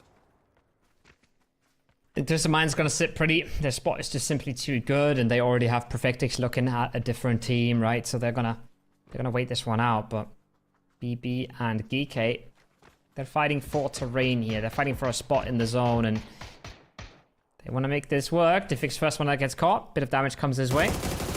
Does live for now. It's staying slow here. It's staying methodical, but I think there's good wraps coming out from Molodost and Bistalok on that northern side, so they're going to get more and more information. And once they realize, hey, everybody's kind of clumped up here. We've seen 2 or 3 people around that spiral position. They could collapse. And I think they could close out, to sort of choke out Geeko here. Just moving around them well, and it's looking really good for BB right now. This is the advantage of this area, though. It's wonderful sort of hill crest bowls that you can kind of play into. Then on the TPP format where you can kind of look over the top of them and gather the information. And if you know the lay of the land, you can use that to your advantage. A couple of smokes have come out. BB team obviously working their way through. They've picked up 1 kill confirmed. Geeko still trying to hold. Just in mind, store unmoved just yet. They do all try and hold the fortification in the high ground at the moment. BB team are collapsing in. Now they're looking to try and make the push. They've received a knock here. Phil first is down. That's massive. Slows them down quite a lot. Leaves a bit of the pressure. Molodost with the barrel over the top. It's a good connection in. That man's been absolutely popping off. That man's been cracked for a while now, and he's finally found a team that he can thrive in. But Pew did it from the other side. He's sneaky. And the sneaky angles are sometimes the easiest ones. Molodost out. On the car. 4 nades for the GK IGL to finish that one out if he wants to. But he's a whole lot more interested in the rest of the squad. Yeah, he's using the train to get back to his advantage. So back down sort of the hill. BB team has repositioned to stop any more entry from PDW. But oh my god, Diffix doesn't just go for 1 kill. So I felt like yesterday it was always a 2. And it's the case again. 3 gets confirmation on the board then, and they don't even worry about the flush. They're now pushing. Best lot the final player now. He's got to dig deep though. PWD round one side. Nade goes through. Yeah, get Orc Spray. Does get the confirmation, but it was Diffix double nade that pieced apart BB team.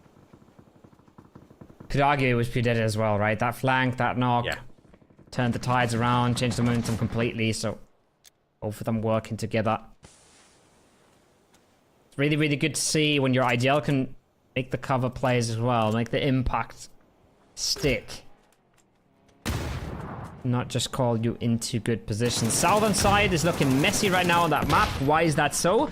Because that's where all the blue chip recalls are coming in, right? Navi's got 2 of themselves. Zero Trace has gotten 2. And everybody's just trying to farm. I think AT picked out Hackatory from the skies there, but watching Skittles try and hold their edge. Try and fend off Don't Panic and Navilate at the same time. And they're doing a solid job at it.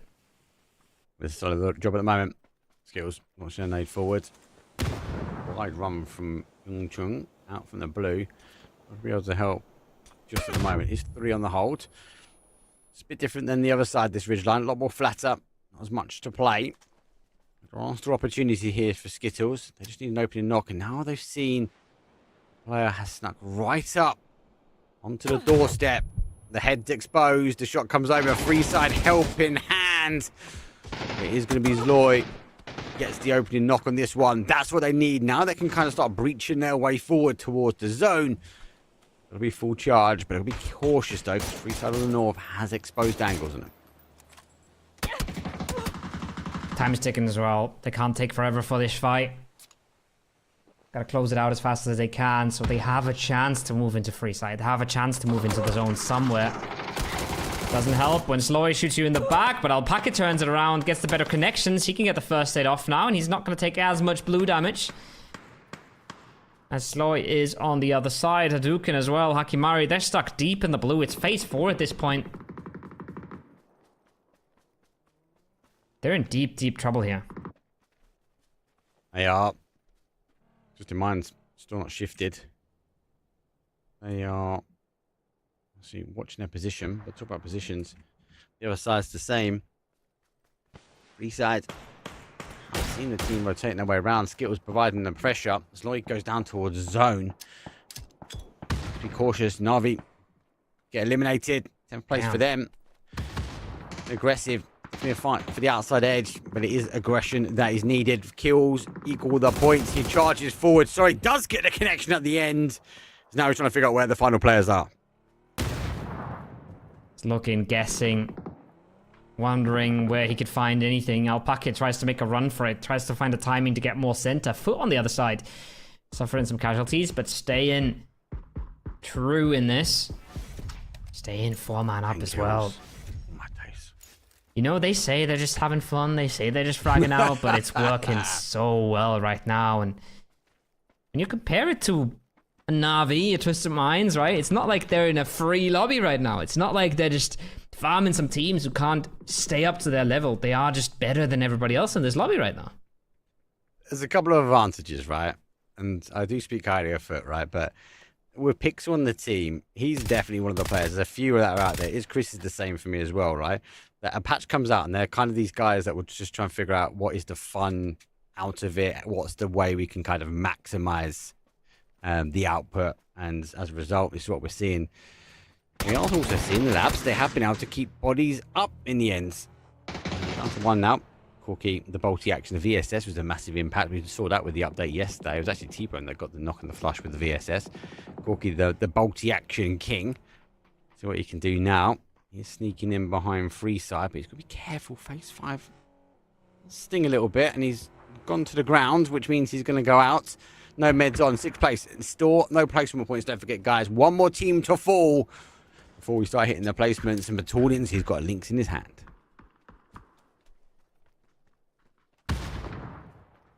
As expected, Twist have sat pretty.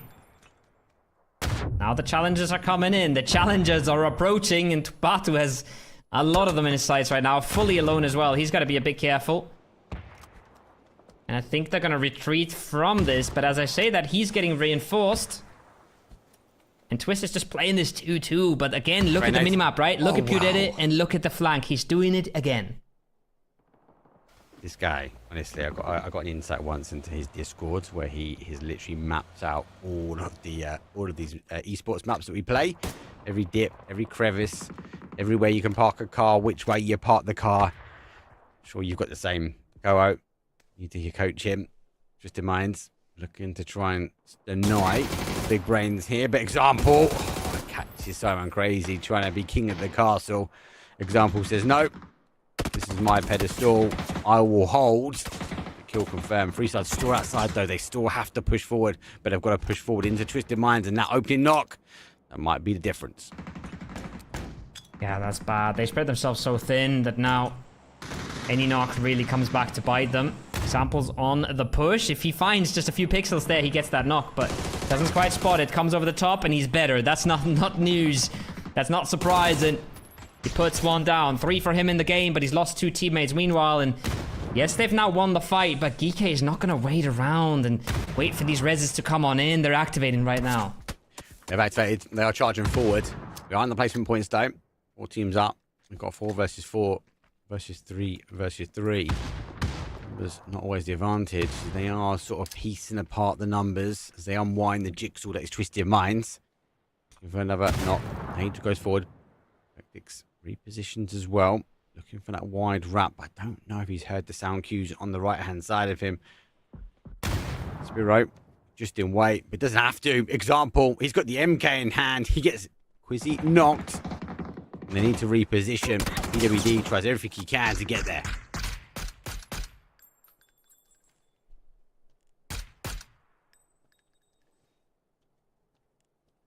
Two up for Twist. 2 up for Geek here right now, but that res is coming through, and it's not paid off. But again, I respect the attempt from Twist, because they are trying to adjust, right? They are trying to figure this out. They don't want to just sit in the best position, hold it down with 4 and take it slow. They want to play to the new meta and do everything at once. But once you hit Geek, right, if maybe it's any other team, that isn't quite up to the momentum and the speed that Geek is operating at, then that can work. But here they do get punched. Now, Trina Tropica. Man, that sounds like a colorblind setting. Is the one with the flank, is the one with the nade. He gets spotted though. The nade does the damage. He has a good chance here. And look at that second one as well. That's going to do so much. Jumps around the corner. So he's surprised that someone crouched behind the car. Nade does the full commit though. PW. Now working around, he's got the high ground, he can expose. Has to move back in towards it. Armin's placed on the other side. As he runs on by, Spray has got only connect with the wall. Give Quizzy at least the information. The flash will come out. He'll be looking for oh, he caught him. But he's been caught himself. That is unfortunate. He now has to take the 1 versus 1, but scrap that. Armin has been a heavy right arm for the team. He's been able to lay not just 1 nay, but now 2. PW. All he's got on his side is high ground, but he's got firepower for days.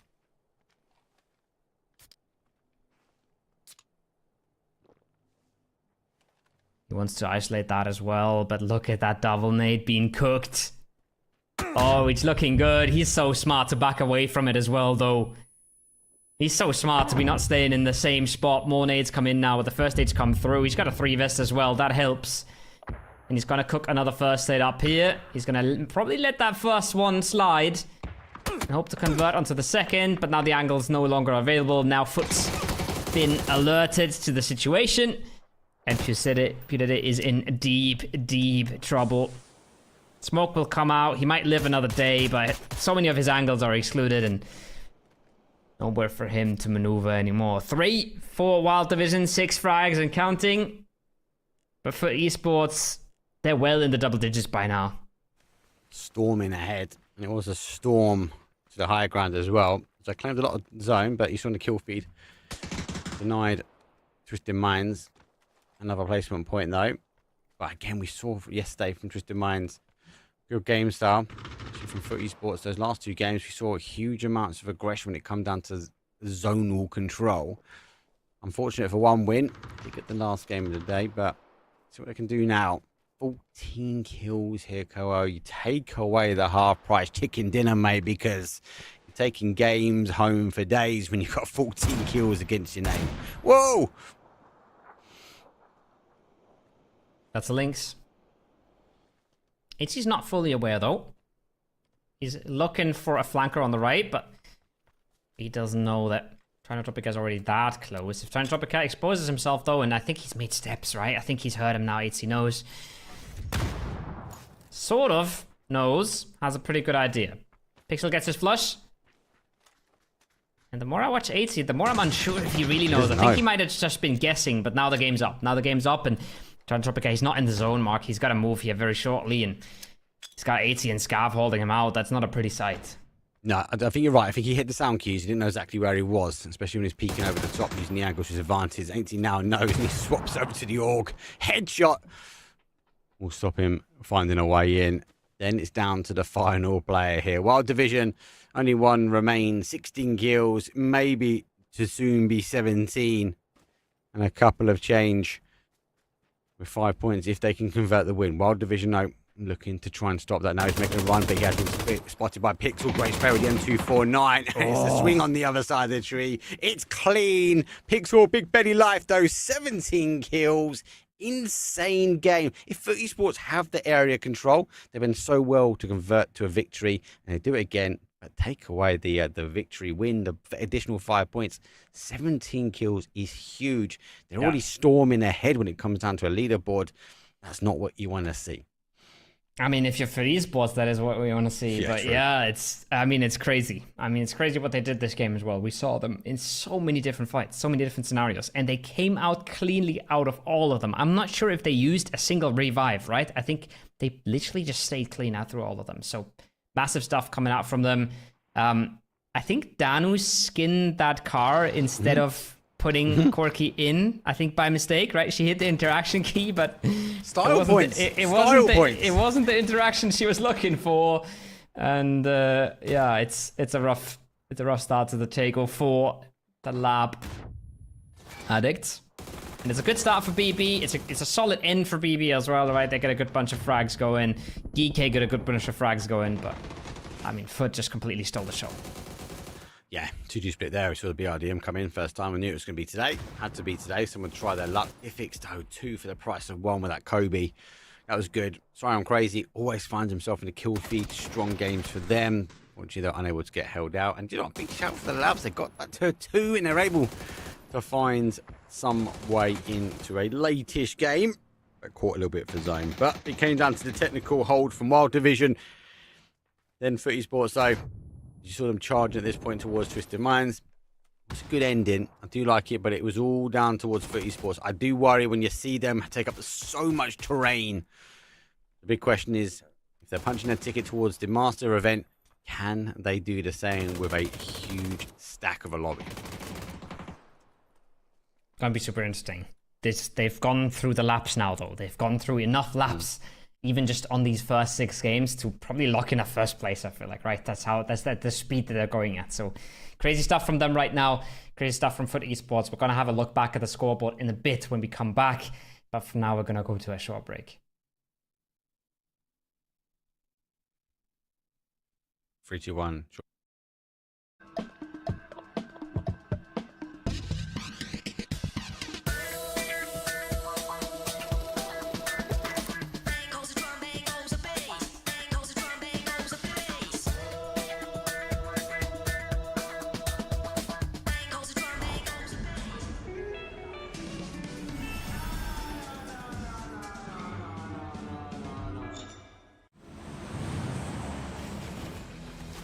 Every survivor lives for that electrifying moment. One heart-pounding match. One unforgettable thrill. But survival isn't just about one match. It's about how far you'll go, how high you'll climb. Now is the time to discover something bigger about yourself. To turn fleeting moments into a lasting mark. No longer just a moment. It's your legacy.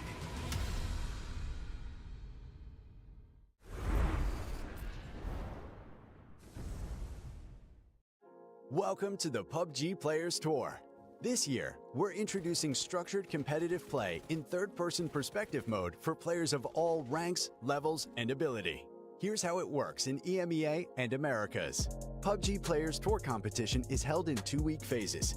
Each week, you and your squad can compete in player scrims. Think of these as a great alternative to ranked play.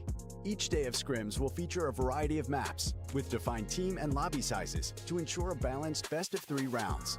Teams will earn points based on their performance, and daily leaderboards will track their progress. When the scrims are over, the top teams will qualify for the PUBG Players Tour Cups, where they will be joined by up to 10 invited teams, featuring some of the best players in the region. Players Cup leaderboards will track team performances across 2 days of play, with the top 8 squads progressing to the final round of competition. Players Masters are the pinnacle of the PUBG Players Tournament. 8 teams from each of the 2 cups will engage in fierce competition for a huge prize pool in each region across the PUBG Players Tour season. And for times when a Players Masters isn't scheduled, you can still get your PUBG Players Tour fix with Super Cups. These work just like Masters events, where again, 16 teams, 8 from each of the 2 previous Players Cups, compete for a share of the total cash prize pool. Welcome to the PUBG Players Tour. You know the game. Be a player.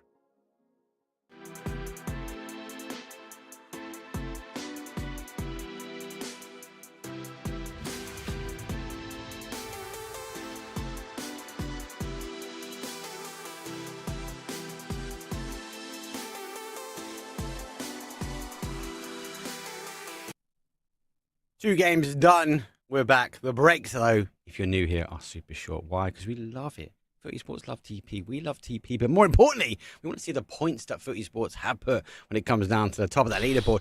68 is starting to be a breakaway.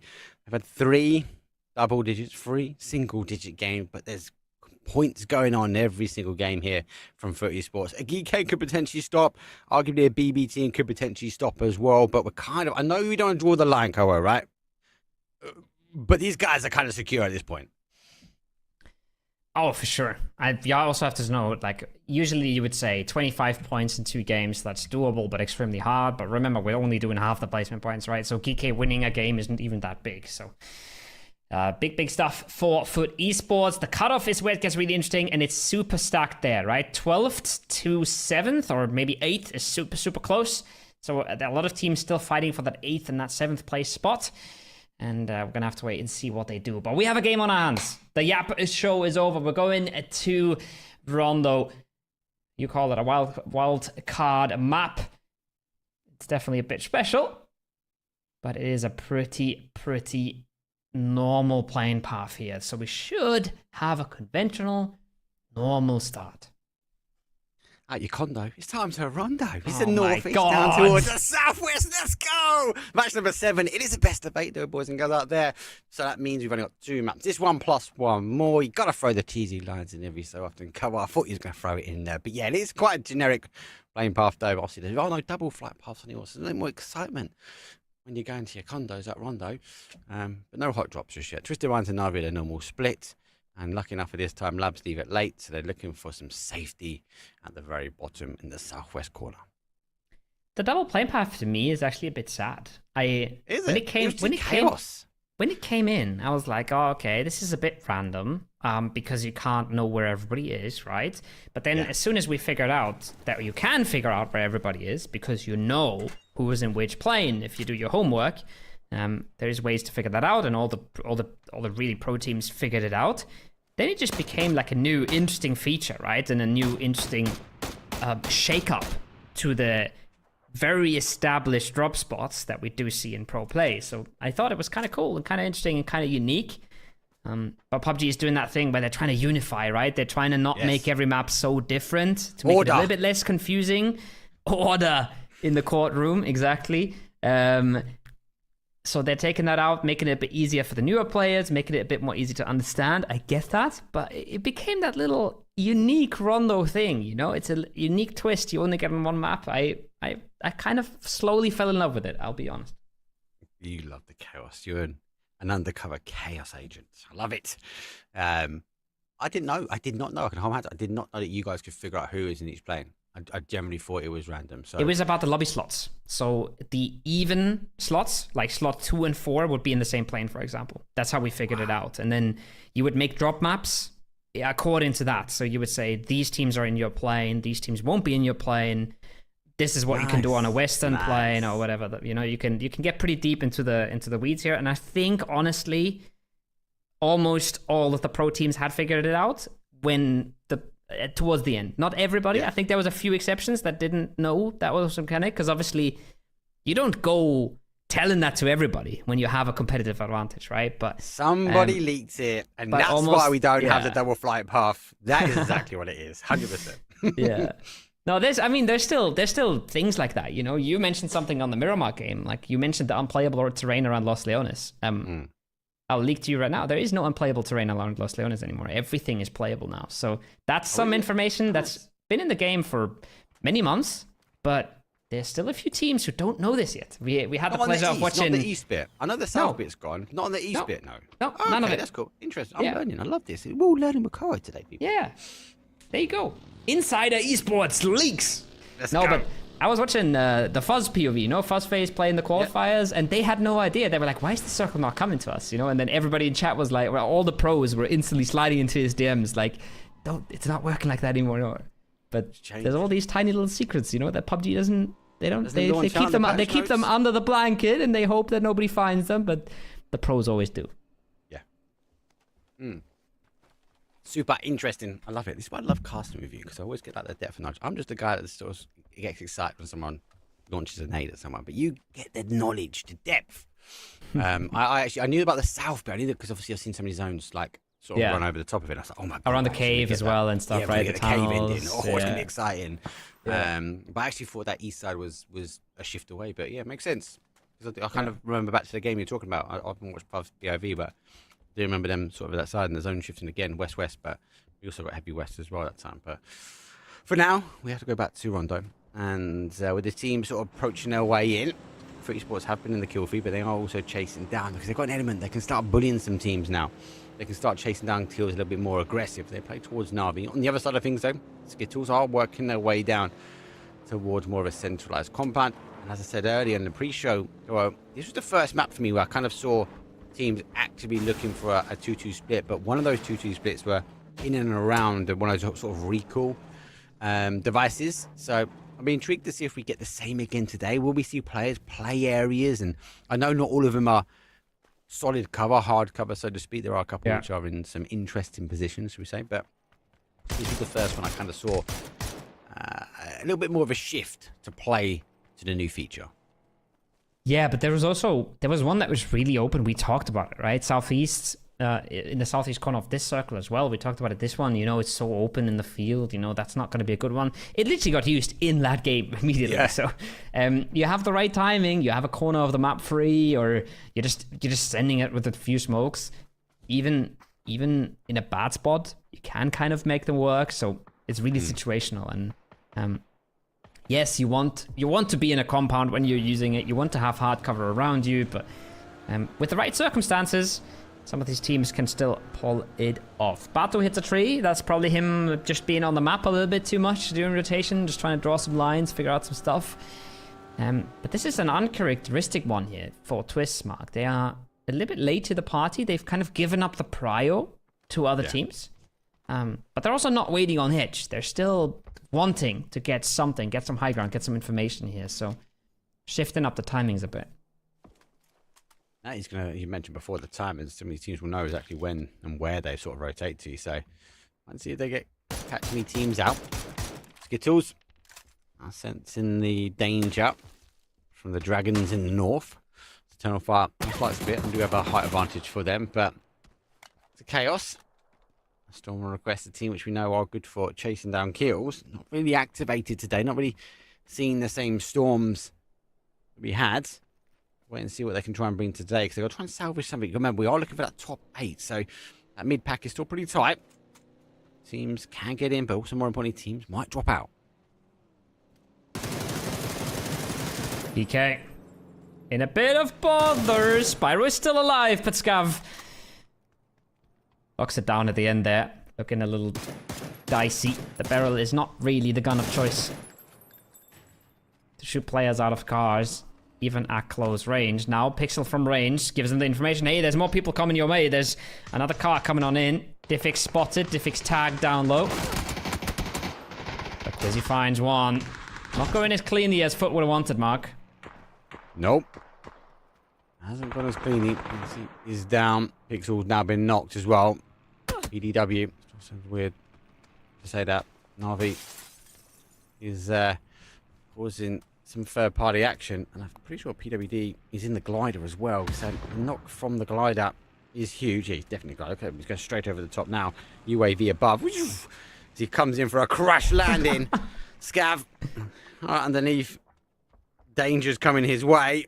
He's going to try and look for a reposition, looking for the angle as he can with the camera, but he goes all the way down and he fully exposes his body. He's going to fall. Esports take 15th place, and Geek should be able to get these reses back up. If they're lucky, maybe even wiggle that glider back into flight. Did you hear what Diffix did there? He pulled out the flash and immediately put it away again. And Scarf ran it down because he thought, oh god, that guy has nades in hand, you know? That's the... Yeah.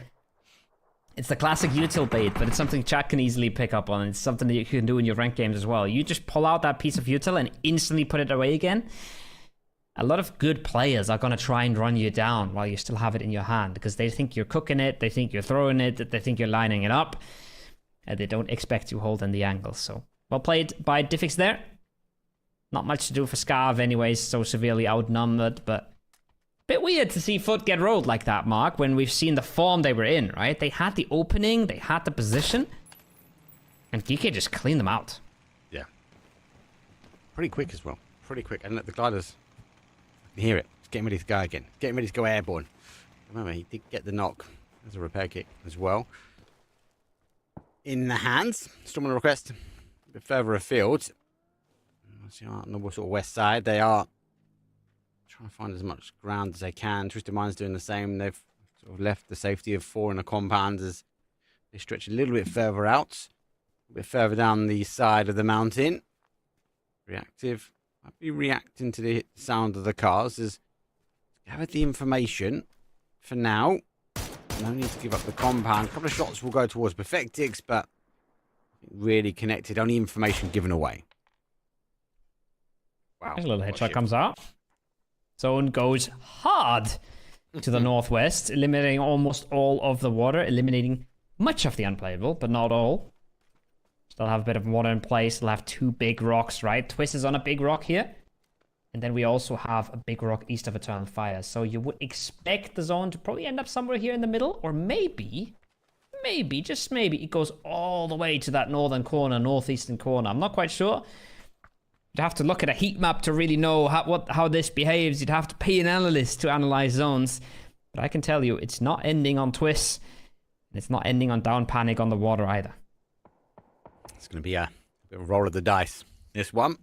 So I see a little bit of a split decisions when it comes for our IGLs. More importantly, we might be able to react quickly to a zone shift as well. So, I'm too surprised to see these cars being ready to get moving on the next zone pop. At the moment, Skittles don't need to move the shit. They've got 2-2. They are trying to catch these cards, rotating back their way here. Just to have collapsed back towards that high ground, as you mentioned before. The unplayable, we're going to see it shift away. The when will be interesting. The Na'Vi thread the needle. They've not gone straight into Yuling, but they're trying to take the little compound on the outside, the east side of Yuling.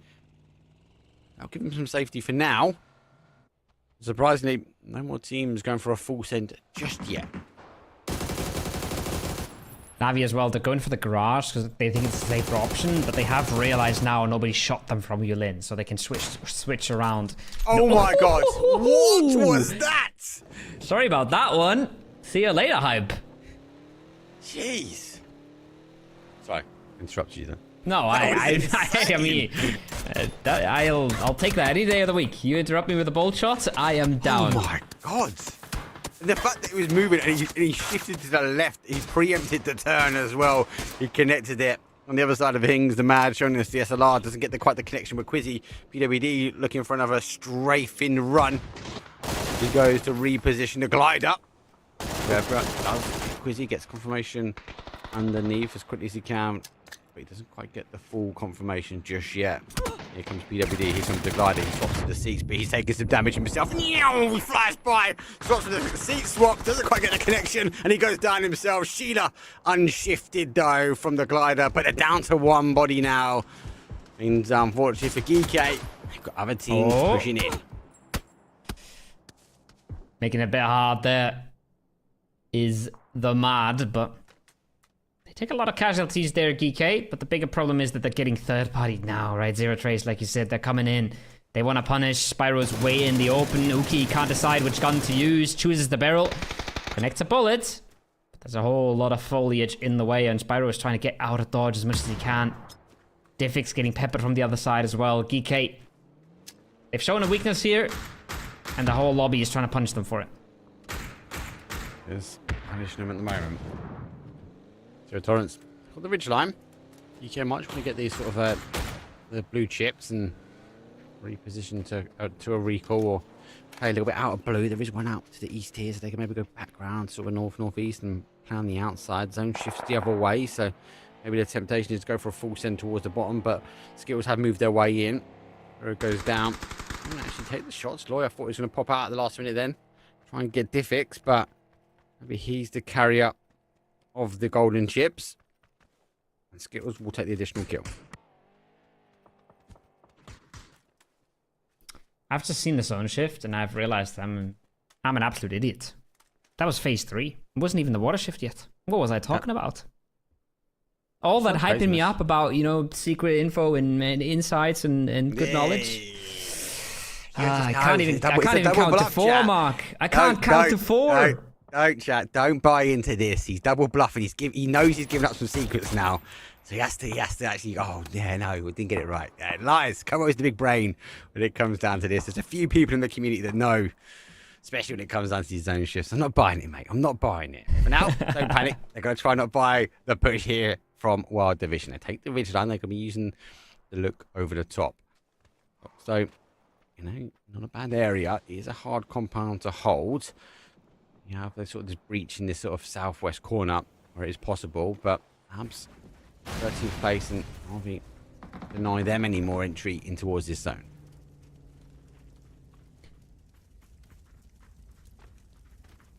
BB meanwhile looking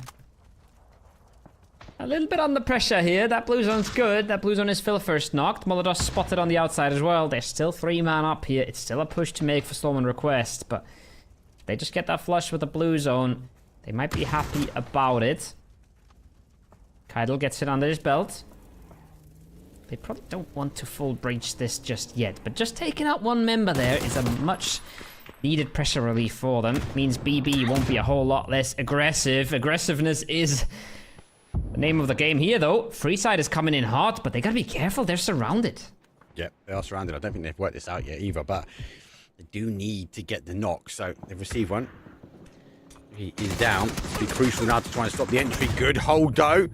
Ava causes the damage. Second one will go down. Freeside now split.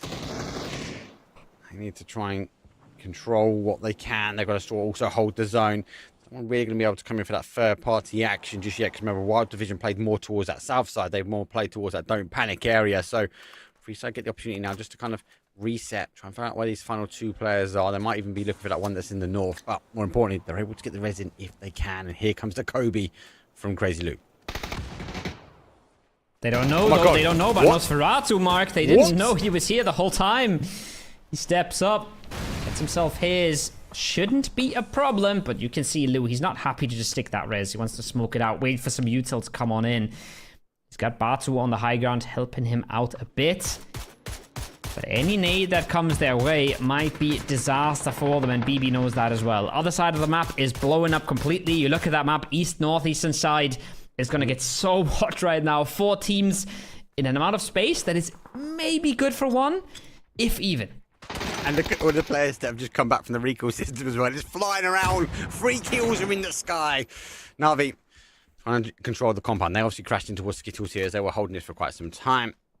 Very cautious though. They are down some bodies here. Looks like Diffix only had Quizzy's chip as he lost bodies on that rotation pass. So at least they'll be back to a 2, but we know this team is dangerous for the duo anyway. And then the compound just on the outside edge. They're going to be happy again. It's more of a puffing out the feathers, showing the heavy weight. But this is their zone to control. I think they'd be happy for these teams to kind of crash into each other, and we might see them sort of play into get the third party, try and get these confirmations or stolen away from these other teams.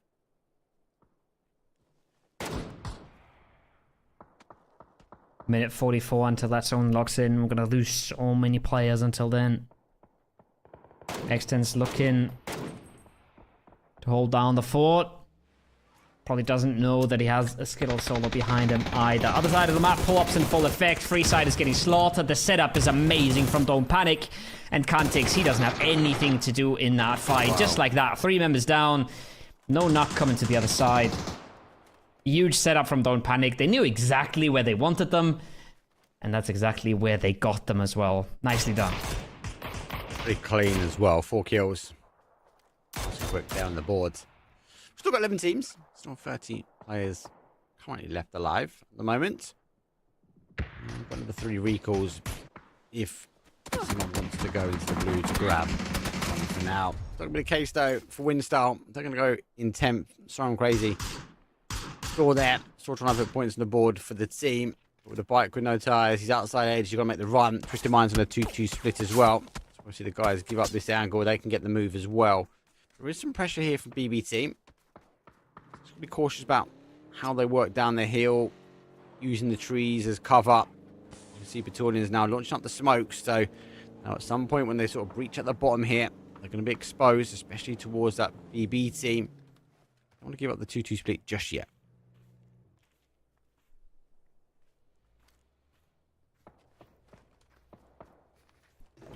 BB are looking antsy as well to do something with it. They would love to just blow up that dip and blow up Twisted Minds here. Now with a bit of damage coming in, with a knock coming on through. That might be the go signal, but I'm not sure how much util they have, and they're obviously not in a good position to throw it. They would need to get some smokes out first, I believe, to close that gap. But there's GK on the pull-up. There's a Panzerfaust. Diffix gets one. And it doesn't matter that he's traded. Should be another reset for GK. Should be another game where they just farm a massive amount of points, Mark. I know they're dangerous though as a duo, right? As long as they get the res each time, as long as they get the ability to get reset. Don't panic. You're in the commotion. They've repositioned as well. You can see on that mini map they're sort of playing towards that south side. As in the northwest corner is going to be BB team versus Twisted Minds. They've come off the high ground. They've collapsed that 2-2 split, and now they're eager to stop BB's team entry further afield. Back on the other side of the zone, though. Trace losing 1. You can hear the commotion over the hill, but it just can't see. And more importantly, I've got the heavy util to launch over the top, even a bit of a throwaway, just to guess to see if they can pick anything up. Yeah, but now the angle's falling away. Now there's no further Na'Vi players holding them down, right? Na'Vi is flying into that dip. They get a run over that they don't get the kill for, but the car blows up, takes out one more. And just like that, Zero Trace are there to clean. They only get one, but they don't even get that one. I don't get that. Oh, No. the vehicles are claiming 3 frags in that whole fight. That is... Man, that's a disaster for so many players here. It's Navi losing frags, and it's Zero Trace losing frags. They're just vehicles. Frags are king. The blue zone normally steals away, but not this time. Heavy vehicles. Just the Mines trying to steal the kills away from BB team. Don't panic, Western's waiting. Does get a doozy knocked. And they're going to be able to get the confirmation, though. The angle's not going to be there, so they've got a limited amount of time. They've got to get res pretty quickly. Keep the cars alive as well. Bestlock gets a reload on the Org. He's ready to get moving himself, though. The guy's looking to get a doozy back up, getting back into a car really quickly. Understand that Twisted Minds has moved. We've got a lot of time. Phase number 5. There was a bit of damage, but a doozy. Able to jump back to get med back off. This is looking rough for BB now. They want to send it to the middle. They want to dodge the shots as much as they can. They left the doozy in the back.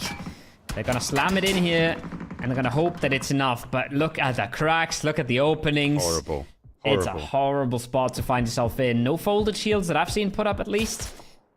They might have to smoke it out for a bit. Hope that phase 6 comes in and they get some of the edges clear, maybe. But right now, in the current spot... Oh, man. It ain't looking that good. Yeah, mate, obviously if Doozy was there, they had another car, right? And that could have played on the other side. And yeah, you kind of lock yourself into a position, but you lock yourself into a potential late game, right? At the moment now, what they've locked themselves into is a bit of a punching bag. And that's them gone between the T and our BB team for going out.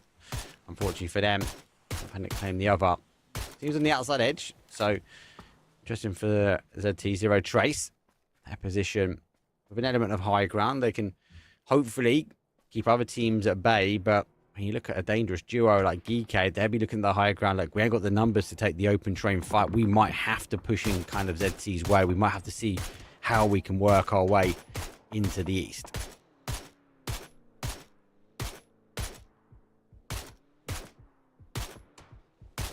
Got another 20 seconds, another 15.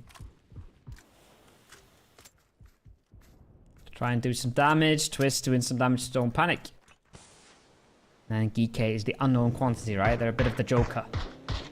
They can ruin this game for anybody involved, depending on which way they're going.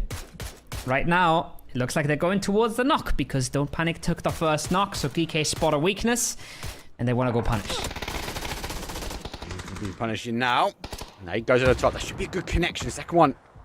Might get the finish there. Damage was done. It has to actually connect on top of the car and bounce a little bit further afield. Half a centimetre short. I've been caught up in the car, causing different amount of damage, and Diffix is right in the field. Western launches his nade, has it in hand, now swaps back. He's going to try and catch Diffix out in the open, but we know Diffix doesn't go down easy in the open. He catches one, though. Don't Panic, well, they're looking to defend not just one front, but two, as Twisted Minds causing them problems as well. Chris also would love to get into util range, and they are now. Look at the damage from just the first nade. Blue Zone's closing out a bit of space, but not finding anything directly.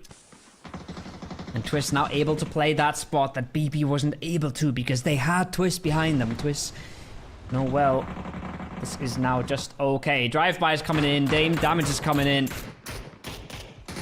I'm not sure how aggressive Twist can go, but they are thinking very aggressive. They are thinking, we can go pretty good here. And they're taking the entry. Global Army falls out of the car, denies the point in that way, so I guess that works. Yeah. And just like that, I mean, yeah, sure. 4v4, 4v3. Zero are like, why is no one coming our way? Guys, we were in the high ground. We were in the prio spots, right? But it looks like it was a full 7 from Geekade. Diffix has got that kind of additional buff, the shield out in the open, but gets caught this time. Zero Trace. It is a 4 versus 3. They are stretching out. Twisted Minds, they've got a little ridge to play. They've got a little bit of a reload of some cars, and more importantly, they should be able to get some more smokes and util back in their back pocket. So a little bit of a reset here. Unfortunately for Zero, they get 0 left of the zone. You know they have to play towards Twisted Minds, and that's a team that most of us in the world will not be excited to do.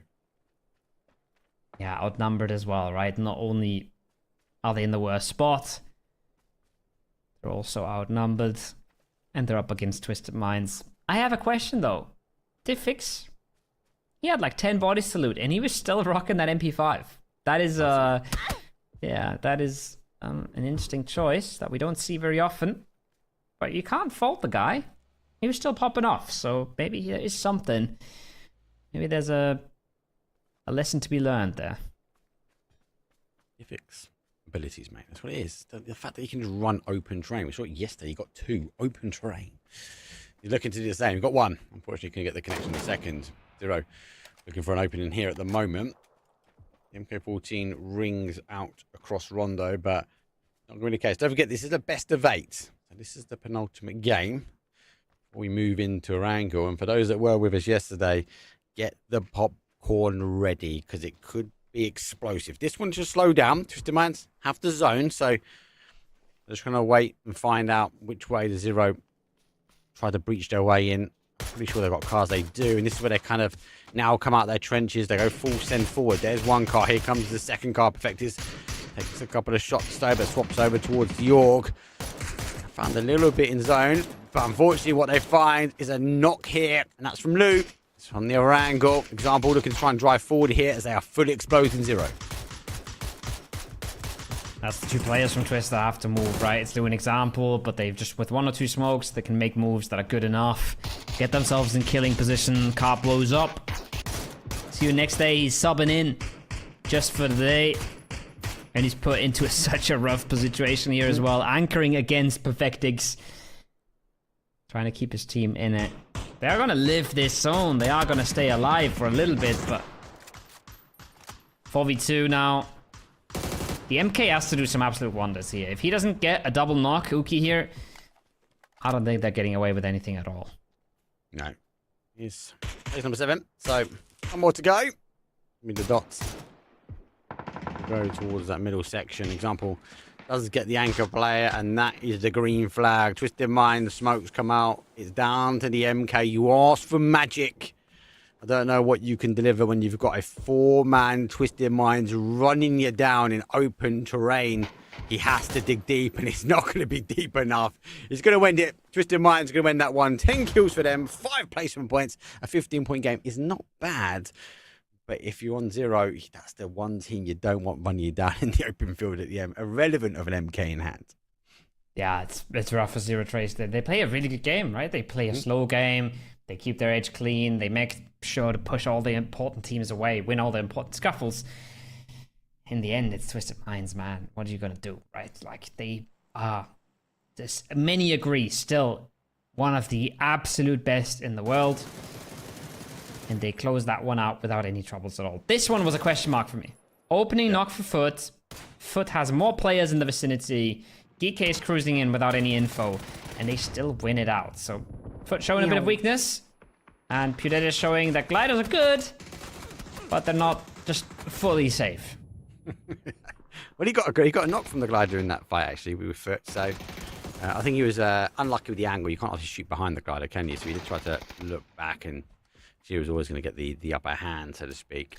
Now we've done well. Crashed a couple of compounds, like Skittles hold as well. They were holding quite an element of area for quite a bit of time. Don't Panic when we saw them sort of come to life with a wonderful hold against Freeside, but for that zone shift, it was going to be damaging for these teams.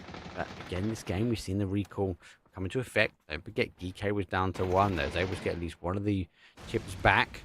And I assume that is they split the pickup amongst the 2, and had Quizzy in his back pocket, and as a result, they find themselves in the top 4. So an additional placement point, not bad. Not bad at all. Yeah, Don't Panic as well, right? Like, they were one of the teams on the cutoff, so their points matter even more than maybe for a Twisted Minds, who was already looking quite good, but that should be Twisted Minds locking in their top 8, locking in their qualifications for the Masters with that game. And then a lot of teams towards the bottom making some big moves, making some important moves. We're going to look at a scoreboard when we come back, right? We're going to look at it one more time before the last game. We have one more game in the tank. We're going to look at the scoreboard. We're going to see who qualifies. But before, Mark, let's go to a quick break. Updates to ranked mode. Some gunplay adjustments. The return of the black market. And a little boom boom while you zoom zoom. All this and more as we dive into the update 36.1 patch report. First up, Ranked Mode is getting some major changes for Season 36. Ranks now feature 2 new tiers, Crystal between Platinum and Diamond, and Survivor tier for those who can manage to push themselves beyond Master. Ranked Duo Mode is being added, while tiers and RP have been unified across party types and perspectives. Because of this, everyone's RP will be reset this season back down to 1500. And Ranked Playpoint rewards have been improved. So drop in, rank up, and collect your new rewards. In addition, we're also unifying your Battlegrounds experience between ranked and normal matches. This means you'll see the recall system, Red Zone, BRDM, and items like the Zipline gun and C4 in Ranked. These are big changes to how Ranked works. Be sure to let us know your feedback. Next up, we've got a couple of weapon adjustments coming your way. We've cut down the AUG's aim punch by roughly 50% and slightly reduced its damage, while the VSS and muzzle brake have been buffed. We'll be launching Gunplay Labs DMR Rebalance soon to test the reduced RPM and damage for DMRs. This DMR rebalance aims to strengthen the unique characteristic of DMRs and better differentiate them from SRs. So make sure you drop in and let us know your thoughts. PUBG's annual superstore, the Black Market, is making its return this update. Pick up a new Crafter Pass along with 4 classic progressive weapon skins and 6 chromas. Check out the upcoming Black Market announcement for all the details on how to grab these fan-favorite skins. We've also rebalanced the red zone a bit and added vending machines and destructible pops to Vikendi. And speaking of destruction, players can now toss throwables while driving and use handguns from the driver's seat in Watercraft, just in case you needed to add a little more rage to your road. There's a lot to dive into, so be sure to check out the patch notes for full details on everything. Update 36.1 is here, so stop by the Black Market, brush up on your ranked skills, and toss more out your window than dirty looks. We'll see you on the battlegrounds.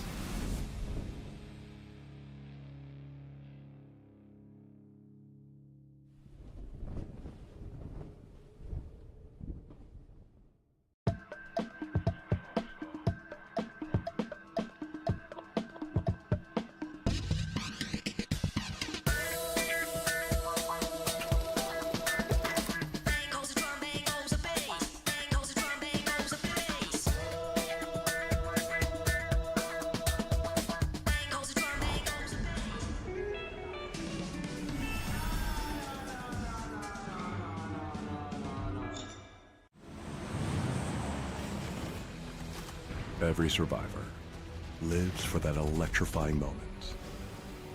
One heart-pounding match. One unforgettable thrill. But survival isn't just about one match. It's about how far you'll go, how high you'll climb. Now is the time to discover something bigger about yourself. To turn fleeting moments into a lasting mark. And we are back with a blink of an eye. 7 games done. Final game is going to be up for grabs. But before we get into the chaos that's going to unfold, we need to have a quick look at the points, though, because we are looking for that top 8, and it's going to be critical. Because every kill, I know we keep going on about this car, but every kill is going to make a huge impact in this game. Yeah, and I think we stayed in essentially the same situation on the leaderboard that we had before. We have a team in 7th place that's really close. We have a team in 8th place that's really close, 31-30, and then we have 28, 25, 24, 21, right? So I'd say Zero Trace, they've done a lot of work in the last one, but they need a big game to catch up. Everyone from Wild Division and up, they don't even need massive games to get into the top 8 here, right? 9 points is not a whole lot for one game. I would probably say that BB team is safe. I think that's fair to say. But everyone below them, and especially everyone below Freeside, is still fighting for that qualification mark. It's dangerous. Okay, so Koa's loved it. If you're on about a 40, you're good to go, right? So you're going to be punching your ticket across towards the Masters. But it's the final game, Koa. We've got to get into it. It's match number 8. We're going to Orango. Anything can happen. Don't forget there is half price chicken. So a win will get you 5 points, and that'll be half all the way down. But it's only a top 4, which we're looking for. And this is why we saw yesterday a lot of people chasing the kills in the blue. There was third parties down to a 5th party. This time, a flight path coming from west across to an eve. It does go through the heart of the soul, so it's a little bit better than yesterday. Something tells me that we're still going to see a lot of crazy action. I mean, something tells you, and I see a team going for Gatka right now, and I see a third team and a second team there. I think the lab addicts, they are flying over, but we are still seeing the hot drop. Don't get it twisted. Gatka is still hot, and that's gonna be a second attempt, second try for Wild Division and win style. The W's fighting it out as we see a sketchy situation with Skittles and Rozok. Yeah, there we go. As well. So, few hot drops to kick us off for the last game, Mark. Nothing wrong with that. Nothing wrong with that. Yesterday we had this as well. Freeside Rondo North, they came in involved. We saw Zero come involved. We saw Foot clean it all up as well. Everyone was gaining points. But we did have another hot drop. We also have another crazy hot drop of those Skittles. Don't panic. All in the boatyard area as well. So it's going to be crazy. We've got Twisted Minds on the outside edge of that as well. So I knew it. I just knew it. Something told me in my bones it was going to be crazy again. Because you don't want to go down. But if you lose a body, right? You lose a body. As long as you win the fight, you can get back in the game. Absolutely. Hadouken picks it up. Speeds it up. For Skittles, or Skibbity Iddles, as our producer just called them, just to try and get some of the Gen Z listeners to listen up. They get the first one. They might try and make the push, but honestly, I don't really see them running up that hill because they still have a Don't Panic player off to the east, so they got to be a little bit wary about how they approach this. The first point is on the board. First point is on the board, and when I think it came in just about the 2-minute mark, including the old flight path. Skills moving out. They're trying to use the ridge line to their advantage. Got to be cautious though. I don't know if they are aware that Don't Panic got back in the car and also came towards this south side of Rosok as well. So only a limited amount of time that they can get away with this. And about a helmet, you do worry. Yes, you've got an Uzi. Yes, you've got a Panzer. You sweep to have a quick look. But Weston's got the ability to kind of look out this door, and there's a lot of ground for you to cover, and especially if you want to launch that Panzer, you've got to get round that metal fencing, Koa.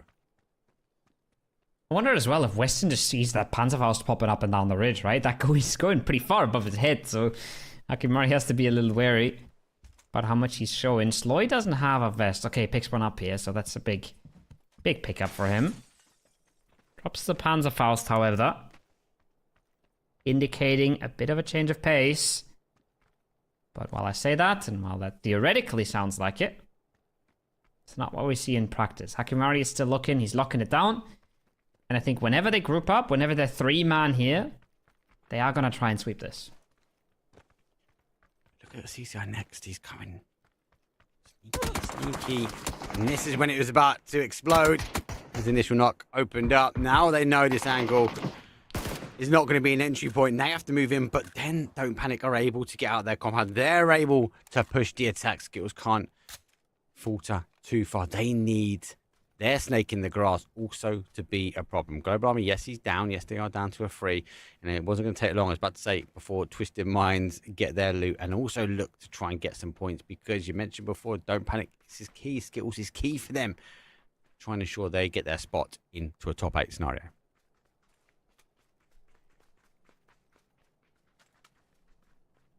Fact is the one who's lurking up. Keep in mind, Don't Panic is 7th right now. Skittles is 11th. So whichever way that hot drop is going might have a big impact on the scoreboard and who qualifies, like you said. Skittles would have loved to clean that up. 4 points is pretty much the gap that they have to close. Already done in the hot drop. But Don't Panic doesn't just get bullied around here. They have the lurk. The lurk strikes. Suddenly things are very, very complicated for the Skittles. It is a little bit complicated for them. Extends though. Extends some love. Not just once, but twice. He goes for the jump shot. So Sadi will steal him away. He does claim a couple of kills. So Navi holding out this cube. A little bit more of a split. They're okay. They're happy. Twisted Minds They get reminded, actually, we've already been stabbed once in the back by a sneaky agent. Perfectix, you can't be doing the same. Avi picks up a good bunch, but they're already through. They're already qualified. Skittles in a much more precarious position. Twist of Minds as well, right? They're well in. Locked in. They're not winning the tournament. They've started a bit too late for that. They are in qualification now. M16 out of all guns rings out. Oh, I hate it. Makes things a bit harder, but that's a nice little one tap. That's a knock that comes back. There's a knock that comes back. Oh, he gets caught by the door there. Fake jump, love it. He goes back for the kill, but doesn't go. Western knows. Quick kill confirmed. Now looking to ensure they close it up, but look at this, who ensures they want to close things up as well. Twisted Minds full send, full into wars. Rozak from school. Gonna keep continuing to apply the pressure. I don't know if they know exactly where the knock is. They're gonna get back in the car there between us. He might try and drive forward. Luke, just over the outside. Try have a look where maybe Western is. I think they have a great idea from all the commotion. But they do see CCR next, so they see an opportunity, but they can't drop the ball when it comes down to that garage because he would have known those shots are coming from there. That's why we're seeing the heavy use of util. Skittles out. Is the end of their run. It's the end of their tournament. They won't be making it to the Masters. Not in this iteration. They have another chance next week. Well, for Twisted Minds, this is more of a chance to just practice. They're clearing, they're sweeping, they're compound fighting, their team play. Fato hears the nade now, but he's not respecting it all too much. Oh. Doesn't respect it bouncing on the stairs like that. And that means there's now a knock that maybe Don't Panic can capitalize on. I don't think they will just yet. Double Panther Faust on Twist as well, but Weston's doing good work with the util. Gets one with the gun. He's posing so many issues here, Mark. Oh, the spray from Lou catches him as he goes to run by. Weston was on cloud 9, but not anymore. Crazy Lou brings him back down to earth. Oh, that's crazy. Oh, that is crazy. Just a bit of info from a teammate, a bit of audio is all he needs. And again, they're just showing off a bit, right? They're showing their class. Now Perfectix spots CCI next. He's going to connect more bullets here for sure. Might even connect for the knock himself. Yeah, he doesn't even need any help. And just like that, Don't Panic. From winning the hot drop, they are in big trouble now themselves. They were 7th, remember? They're not safe yet. Yes, they've picked up a few. I'm not actually sure how many of the kills they got themselves, right? They've picked up a few. Yeah, but will it be enough? That really depends on how the rest of the lobby plays now. I think that's exactly what I was about to say. It's depending more so in this format change, right? I was say more format change. It's not format change, it's more the point system change. Say half price chicken, you're reliant on the kills. If a team starts popping off, Don't Panic will be sitting there watching, waiting, I'd say more on edge. And actually, these third parties, these fourth parties could be more damaging. Damaging from Shaggy with the doesn't quite get the connection when it comes down to the shotgun, but it's there to haunt his dreams as he gets sideswiped. They're going to be going out. Winstyle lose the drop. Wild will try and hold it. Maybe we get back to some kind of normality. Double hot drop. Both ending. Down to 12 teams, 44 players. And we're only just about to go phase number 2.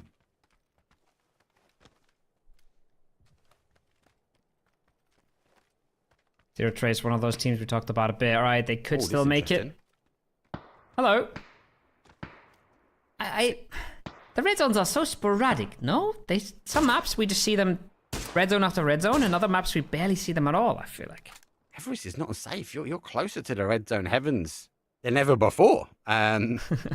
Zero Trace need to spread out slightly here and hope that it's not a barrage of the red zone for Everest, but you're right, though. It has been quite sporadic. Miramar feels like they're as much in the sandstorms, and we don't really see them. We got to see a little bit, oh my God, when it came down to Rondo, not so much in Tego. It's like the red zones warm up into the evening, but we don't need them. We don't need them. The zone's going to give us a red zone enough as we send fully towards the north, giving up everything that holds south of the water from Georgia Pool. Every team needs to get rotating. If we didn't have a lot of action before, we will now. Na'Vi in a great position, though, as they hold Cube. but their hold is a 3-1. Ferrist holds another little combat a bit further afield. I played slow here as well to try and capitalize on kill points. Storm on request, though, they are going fast, and they are right on sailing into the open arms of Crazy, who's looking to line them up. Finds the first, he's looking for the second. The connections are good. The SKS just needed one more headshot there. That resets the fight. That slows it down. And so far, no confirms, but the util should surely do the trick here. Just said before, like, sorry I'm crazy. He just feels like he's everywhere. He's definitely one that's sort of driving the attack. Or if they're down bodies, the one holding them together. Good molly. Blue zone causes the more damage. Should be able to med his way through. But it does give the opportunity now for Freeside to use the walls to their advantage. Try and generate some more angles. Try and unpin Storm's hold. It's reactive. Well, he has to try and sneak up this sort of south side here, shooting range, but GK's moving on in. Yeah, this is the problem with all these fights. The longer they take, the more getting third party. Diffix rocking up with a Vector. He's full-time SMG in tonight. And you can't blame him. It's been working out. His lurk has been very much exposed. Not by the team he's sneaking up on, by the team on the other side. Sorry, I'm crazy. Nails that one. And he has teammates in cars that could try and capitalize very fast. But Quint gets knocked on the other side. So Freeside stays busy. Lucky enough, Doozy's having a look this way as well. He's not quite left the compound, but again, more teams end up in the kill feed. A BB team, yes, secure. That position you mentioned before in the 42, they might be looking to try and deny other opportunities for teams to go through. So I'm crazy. Well, he wants to deny the opportunity here for Geeko, at least to try and get the res. Especially on towards Diffix. Now, he moves on and takes one of the bunkers. Best not moves in as well. Too late here. GK able to provide the reinforcements, but that nade, that's going to be cooking pretty close because they would have heard the car. Maybe the bait of the smoke is going to be enough to throw them the other way. Absolute classic. Fake smoke somewhere else, right? Yep. Make sure that attracts, the util. But BB's there to punish. BB's not a team with a whole lot to lose and with a whole lot of willingness to engage. While Storm Request is the one team that really needs points here, right? Freeside is looking okay. GK looking good. BB looking good. Storm Request needs every single point they can grab here. And well, so far, they're just really getting pushed around by the big dogs in this shooting range area. Yep, we got caught. Big dogs are in full effect. BB team, nice hold. They're just waiting for any team sort of wrapping around that sort of top side.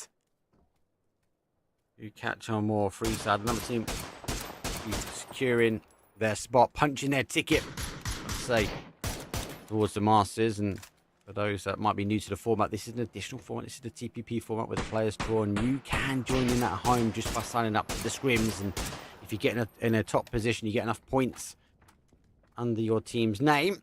Be joining us here in one of the player cups, and then all you need to do then is look for a top 8. You get a top 8, you find yourself in a position, you go into the next stage, and if you get yourself higher, you're going to find yourself with some money in your back pocket for your team as well. So all to play for. You just got to be able to deal with the chaos that is the player cup tour. Yeah, more chaotic now than ever. Don't panic, they got one of the blue chip reses. I see Global Army parachuting across my map stream. So they are getting a second player back involved. Storm on request. Sending it on through. Probably going for some low ground here. Going for a shack. Something to hold out in. Something to live in for a little while. Make it into late game. Start fragging out there. I almost said make it into late game for the placement points. That's not really what we're doing anymore. And look at that. Twisted Minds fragging out on the east. Should be making things pretty tricky here. For Cantix especially. I think Crazy Lou surely spotted him out of the air. Yeah. Or did he? Oh, yeah, he did. Okay. That took a long while. I wasn't sure what was going on there, but Lou gets him in the end. Cleans it up. Freeside down to 1. Twist looking strong on their edge. They are. try and hold this edge now. I've been deterred. They're going to be coming up on our screen a little bit on that left-hand side. Just mine's putting the shot towards Na'Vi. And wow, BB team unhinged Storm on request. 12 plates for them. And Blue Zone's going to be causing the damage. The rest of these teams are going to move on a field. Oh no, the Labs are coming back this way. They come into the arms of Twisted Minds. We've already seen this powerhouse battle unfold on game number 1. Twisted Minds was able to get the victory. Labs got held out by an angle. Oh no, example. Breezy Man gets caught. The tire spins out. Corky's got to go for the seat swap. Surely get over the ridge. No, he's going for the res as he spins. He dances his way into safety here from Twisted Minds. Just keep running, mate. Just keep running. We gotta ban some of these teams from playing. Twisted Minds, for example, right? How are you bullying our streamer team like that? How are you sitting on the edge? Example, absolute Terminator with a mini, just bullying them when they come in. It's just it ain't fair, man. I wouldn't want to be in that lobby either. Now, Wild Division. Oh my God, what is going on, Mark? Right on top of me. Oh, it's the madness. Here comes the push. It's the BRDM comes into play. You can't wait. You can't take the shots. You've got to ensure he jumps out the vehicle, but he can take the fight somewhere else. Now he jumps out, but he's on the other side, though. Nade will come through. The sneaky play could be go through and on the other side. Nade gets a connection. Oh, but they get the knock. It is coming from Esports. Amen can now drive his way forward. He's got the kill feed. He's got the kill, but he's able to duck into cover. Get into the BRDM and get yourself safe, but no, Wild Division will go down. And Foot Esports, they were eager to find themselves some heavy vehicles, and maybe this game will be the one that they'll be driving their way to a victory.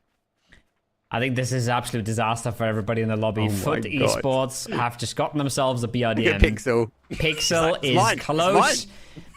He doesn't think it's OP. I talked to him about it, but he's still gonna pick it up, surely. They're gonna hunt that guy down. They're gonna look for the last frag. And then we're gonna see them hop in and figure out what that is all about. Man's got an M249. He's ready to unload. AT's getting caught. So they're taking a bit of casualty here. They got to get that res back ASAP. Because the blue zone is coming in. But surely we're beelining it. Surely we're beelining it to the BRDM Pixel. You can't not be. 100%. 100%. Observer's going to keep us on the edge. We're going to see that coming in a bit later. It's back towards the downed plane. To the farm. Are in the trenches. Geek trying to hold out at the moment. The car is pretty safe at the moment. They are going to go for that reposition, but Geek getting back to a duo. Civic seems to have this survivability about him that will continue to hold. Until far. Oh, just waiting, watching. Civic's with a Vector. He's eager to get close. And there's the opening that they might need. Diffix trying to look for the second. Doesn't quite get the connection as he draws in the 5.56. Starfire's got a bit of time to make this work, but they gotta move through a lot of space. Gotta move into Geekade. Smoke's coming out. Massive smoke barrage. A good bit of third partying coming in from Na'Vi, but Starfire doesn't have any chance to know about this, so they don't really know. But there's a bit of pressure coming in from the other side. Until Spyro does get knocked, they won't have a chance of knowing. And yeah, these are the angles that are just tricky to deal with, right? Lots of information there for Diffix. Whenever he gets to see a weakness, he's going to pop on out and instantly punish. Look who's coming on the mini-map. They're in a vehicle. It's not moving very fast. But it is coming in on the third-party action. Now we're looking to try and do the same on the north. I wouldn't be too surprised as we swing the camera around. Oh, he's keeping it. Keeping this on the edge. It's gotta be. It's going so slow, right? That's gotta be a BRDM. Hell yeah. And it's skinned up as well. It's the only acceptable BRDM skin as well. You gotta go pink, surely. There's nothing worse in life than getting run over by a tank and it's colored pink. It doesn't get more BM than that. So oh, look, it needs a refuel. Needs a refuel. Scavdo doesn't need a refill. Oh, he's got the P90, catches Global Army. This feels more of a victory lap now for Foot Esports as they go for a full send. They get a sniff of a kill. There's blood in the water, and Foot Esports are hunting down the remaining couple. Oh boy, bro. He's gonna have some fun. This Pixel guy, Big Belly Life. He's gonna have some absolute fun here. The question is, how bully does he go? How much does he risk the health of his little? Oh man, you cow. What do you do? What do you do if you're swapped? Man, this is different. It's so different. But it's an interesting point, right? We didn't see it yesterday, we see it today, and this has come back to the kind of, this is a new patch, and these players will be trying this out, right? This is what we're playing. Remember, it's announced for PNC as well. This will be seen, right?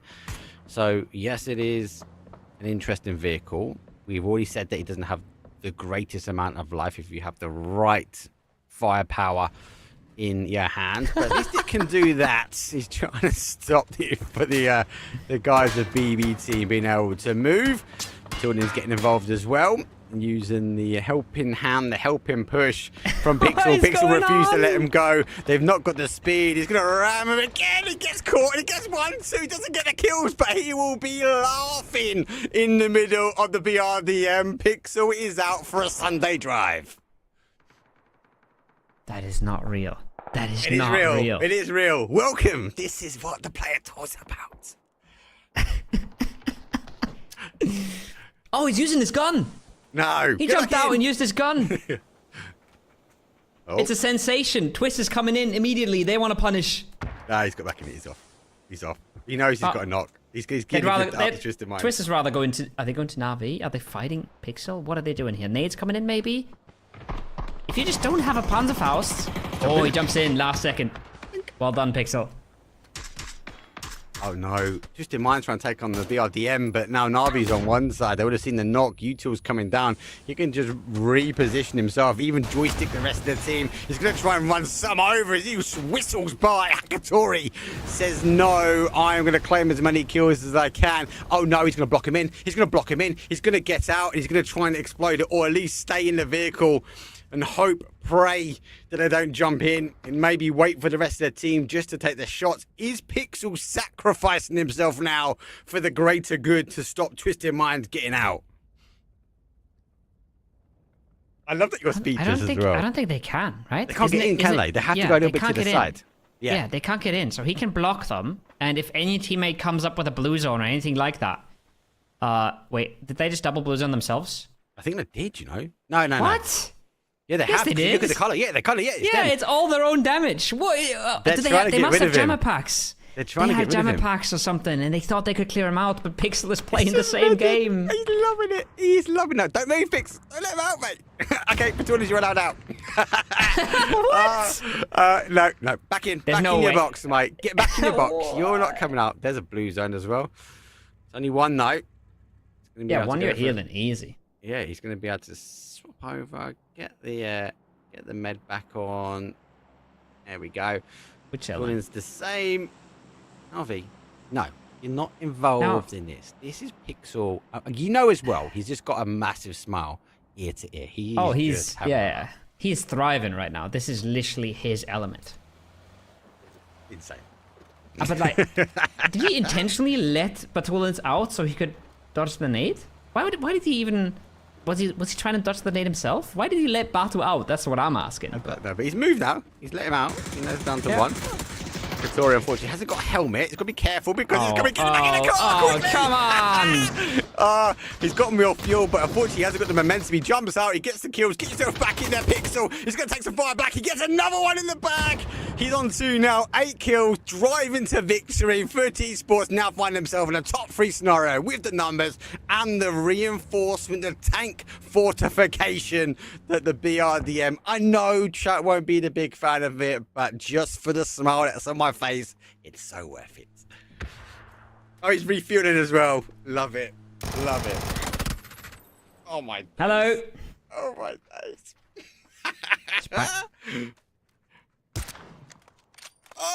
It's a victory.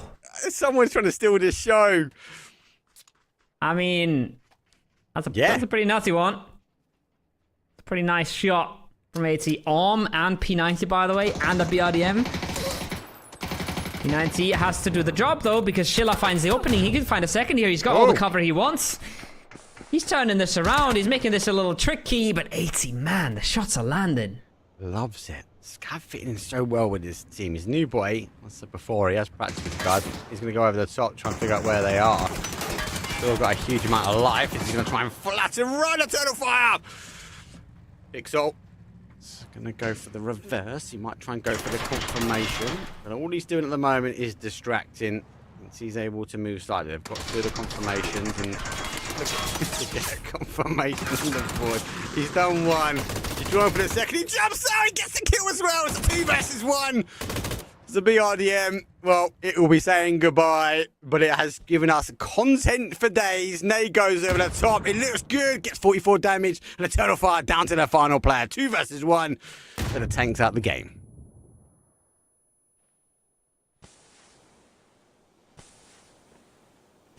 Not a great position for Eternal Fire either. It's got a lot of space. 80 still has the arm if he wants it. Pixel has a nade, but he doesn't want to waste it. He doesn't want to throw it until he has the information. He wants to know where to put it. Now, puts it down, makes the push, takes the 1v1 here.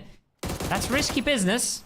He does slow it down in time. 80 trades damage. That will be known for Pixel. He knows where to land the nade now.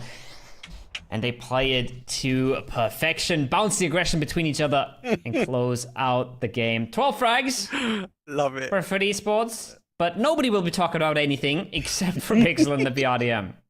Absolutely Sunday drive, going around, being a pure menace to the lobby. We thought Game 4 antics were crazy yesterday. Game 8 antics gives it even better. 2 for the price of 1. It might be half-price chicken dinner this evening, but Pixel's there feasting on the kills. I mean, I've never seen anything like it. And I'm not yapping. This is not exaggerating. I have not seen anything like it. I love it. You got to analyze it. That's the best thing as well. You've got to break that down and now take it away. Is it a feasible thing to use? My analysis is the BRDM is pretty good. Let's go. Official. Yeah, it's confirmed. It's pretty good. Pixel literally told me before game 3 or something. He said BRDM's not that good. It only takes an extended mag from from a full squad to blow it up. He might change his mind a little bit now. I'm glad he went for it. I'm glad he showed us the potential. And undoubtedly, right, they were already with the winners of the tournament, but they show it in the last game as well. They run away with it. Yeah. They have had a really, really good, I almost said weekend there. They had a really good 2 days of games. And they deservedly win that tournament by a long shot.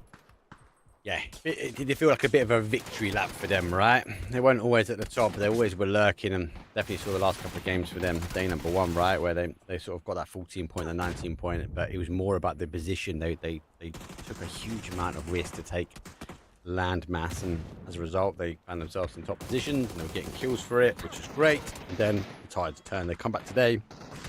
Yes, maybe the first game, maybe the third game today wasn't as good, but you're putting on huge amounts of kills like that. That is huge, and that is arguably a big GG's for punching a ticket for first place. I said it before the games. There's so much to unpack here. I'm just a little bit, I'm out of words after that last game. And same, I was shocked yesterday. I'm more shocked today about how much is going on in these games. Maybe I'm just getting old and can't handle so many changes at the same time. But I love to see how quick the players are adapting to the point format. We talked about it so much, right? It's completely different. Everybody is so aggressive. Everybody is so laser focused in on securing kills early, securing kills aggressively in the mid game.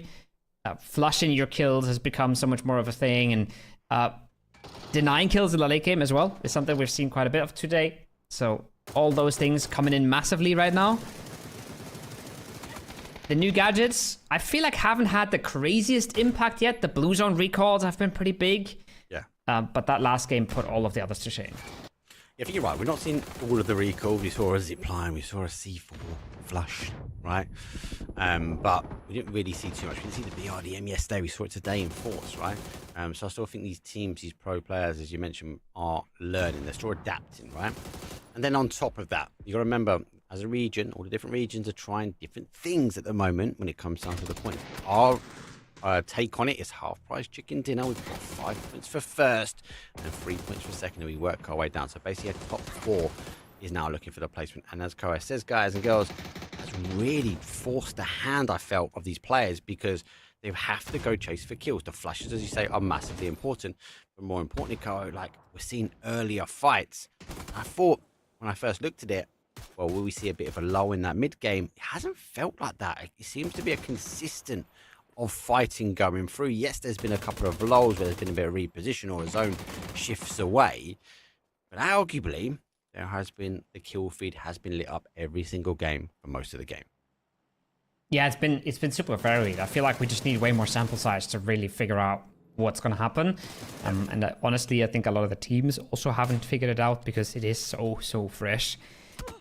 Nice little board shot from Sorry I'm Crazy. A little bit of a highlight of the day, maybe. Weapon highlight of the day. The vehicle highlight of the day is maybe what Pixelic was doing in that last one. But it's going to take time. It's going to take time for players to adapt. There's a lot going on right now. It's going to take time for teams to figure out what the way to play is. But we're already seeing the first adaptations. And again, we're seeing way more compound breaches. We're seeing way more third parties, right? Way more early game setup for frags. So players are doing what they can to keep up with the meta, but there's just a spot now for players to shape the meta themselves, right? You don't have to adapt to it. You can shape it yourself because nobody really knows what it is yet. It's different. And this is why we love the learning curve. And we've seen the changes. We've seen the meta. We've seen, again, it just highlights the pros. Now, I don't want to take anything away from the streamers that we had come in. They done well. So the first game, we saw them get in the top 3. They could arguably have got a top 1 position if they got the win. But they played well. A couple of games there I was unable to sort of get into the groove of things. But it's nice to see new names and arguably some names that we very much know from the community scene in here as well. Also fighting out to get themselves into this sort of top spot into the Player Cup Tour. So super excited to see how that continues to go. Don't forget, obviously, once we finish with the highlights, we are looking for a top 8, guys, and this is week number 1. So we won't bore you with a graphic like we do all the time, but you've got another opportunity. This is the call to action for everyone else, right? If you think you've got what it takes, if you think you can take down Pixel in the VR DM and show him who is the best driver in the EMEA region, then you can sign up. Twos will be involved. Get points on the board, on the scrims. If you get enough points, find yourself in the stage, and more importantly, you'll be in the chance to get hold of the prize ball. Yeah, and again, if you were watching this, and you like, I don't want to play against Twisted Minds. I want to get farmed by Hackatory and get drive-byed by Pixelic. You don't have to worry. All of them have qualified to the next week already. They have qualified to the Masters Cup already. So next week is going to be a different lobby. And the top 8 from today is not going to be there. We're going to figure out the top 8 in a bit here when the leaderboard is up and when we're going to show you who qualified. But that next week is going to be a little easier. I can promise you that. Yeah, I can't promise you it will be easy, but I'm saying it will be a little bit less incredibly punishing than it was this week. So should be good. Sign yourselves up. Get in there. Yeah, it's the key thing. It is the key thing. Good games. See, this game was a bit of a run, a victory lap, so to speak, from FUT Esports, and this is where they started running the kills. And I think a lot of people knew how to unpick what was to unfold in the late game, and the fact that they had gas cans to continue the reload. I don't think Pix will be disappointed he didn't even get the confirmations there. But yeah, that corner, definitely they can't get in. Definitely a double blue zone from Twisted Minds. A good play from them, but it just wasn't going to be enough from him. I'm still puzzled as to why he kind of left and then let Tornins come back out and then not kill himself and then go back in. A little bit puzzled on that one. Yeah, I don't know. There's lots of, I think, yeah, there's a lot to unpack. There's a lot of things that really worked for Pixel though, like that one as well, right? He jumps out and he gets 2, just completely nails them. Massive stuff coming out from him. That one, man, like nothing in this game is as sexy and as satisfying as a sort of a quick scope, right? With a bolt action and then the suppressed arms out on top of that. Absolute treat from 80. Absolute treat. Not from 80, but from Pixel, driving around, showing us his driving skills. But no, 30 Sports doing really well. I think obviously for us, it's been good, but more importantly, it's going to be great for some of these teams that are in the top 8 positions. And there you go. There's our confirmed first set of 8 teams who will be qualified for the Masters, not the Super, so the bigger prize pool, so a lot more to play for now. Esports, though, have topped the lobby. Just Demands being second, Geeko, Navi, BB Team, Eternal Fire always find a way in. Freeside played well. I really shout out. Sorry, I'm crazy. Super impressed. And the name which I continue seeing at the moment. And there's a reason why. And then Don't Panic. Also, didn't panic at the very, very end. They've done enough just to get through. So super keen to see. The cutoff point was 35. So unfortunately for these teams from 9th and down, they have the opportunity to reset. They go for the scrim to get some more points. They're able to come back again, as we say, for next week, for week number 2. But they've got to make sure they put themselves in a top 8 position. Yeah, and that last game just consolidated everybody that was already doing well, right? Everybody who had the points and was in the leading position got more points this game. Nobody from the bottom able to break on in. And yes, not everybody can get top 8. It's the way it works, right? It's the way it works. You can't always be winning the lobby. Somebody has to get 16th and somebody has to get bottom 8. But again, like you said, plenty of names that we keep seeing now making it to the finals, but also plenty of names we keep seeing showing solid performances. Wild Division, Storm Request, right? Zero Trace, even with a good effort on the last day. They're not that far off. They're one good game off qualifying. So yeah, I hope to see them again next week, and I hope to see them well as well. Do well as well. I think that's the key, right? This is what you said before. Is the kills are so critical. I know we've had a little bit of a change up, and we are testing, they are sampling data, and they're looking at how we change formats and what the impact is. This for me felt heavy kill, and as a result, that's why we see potentially one game could have potentially changed it around for a team. They could have got into a top 8. So super exciting from my side. I know your brain's frizzling to get close and analyze that last game, but yeah, if you haven't already, get yourself signed up and make sure you're back next week. Make sure you're back. We're going to have a bit of a break because of the EWC qualifiers, right? So there's a bit of other PUBG esports going on, but the scrims will start back up soon, !mark register, and then we will be back in, I believe, sort of 1.5 weeks, right? The next weekend after that, or something along those lines. But coming back, we're going to have more TPP action for you in just a few weeks. Make sure you sign yourselves up for the scrims, and I think we'll see them there, Mark, no? That's it. Well, that's it from us. Thank you very much, everyone. Thank you for the production. Thanks for all the fun from the players, from the patch notes.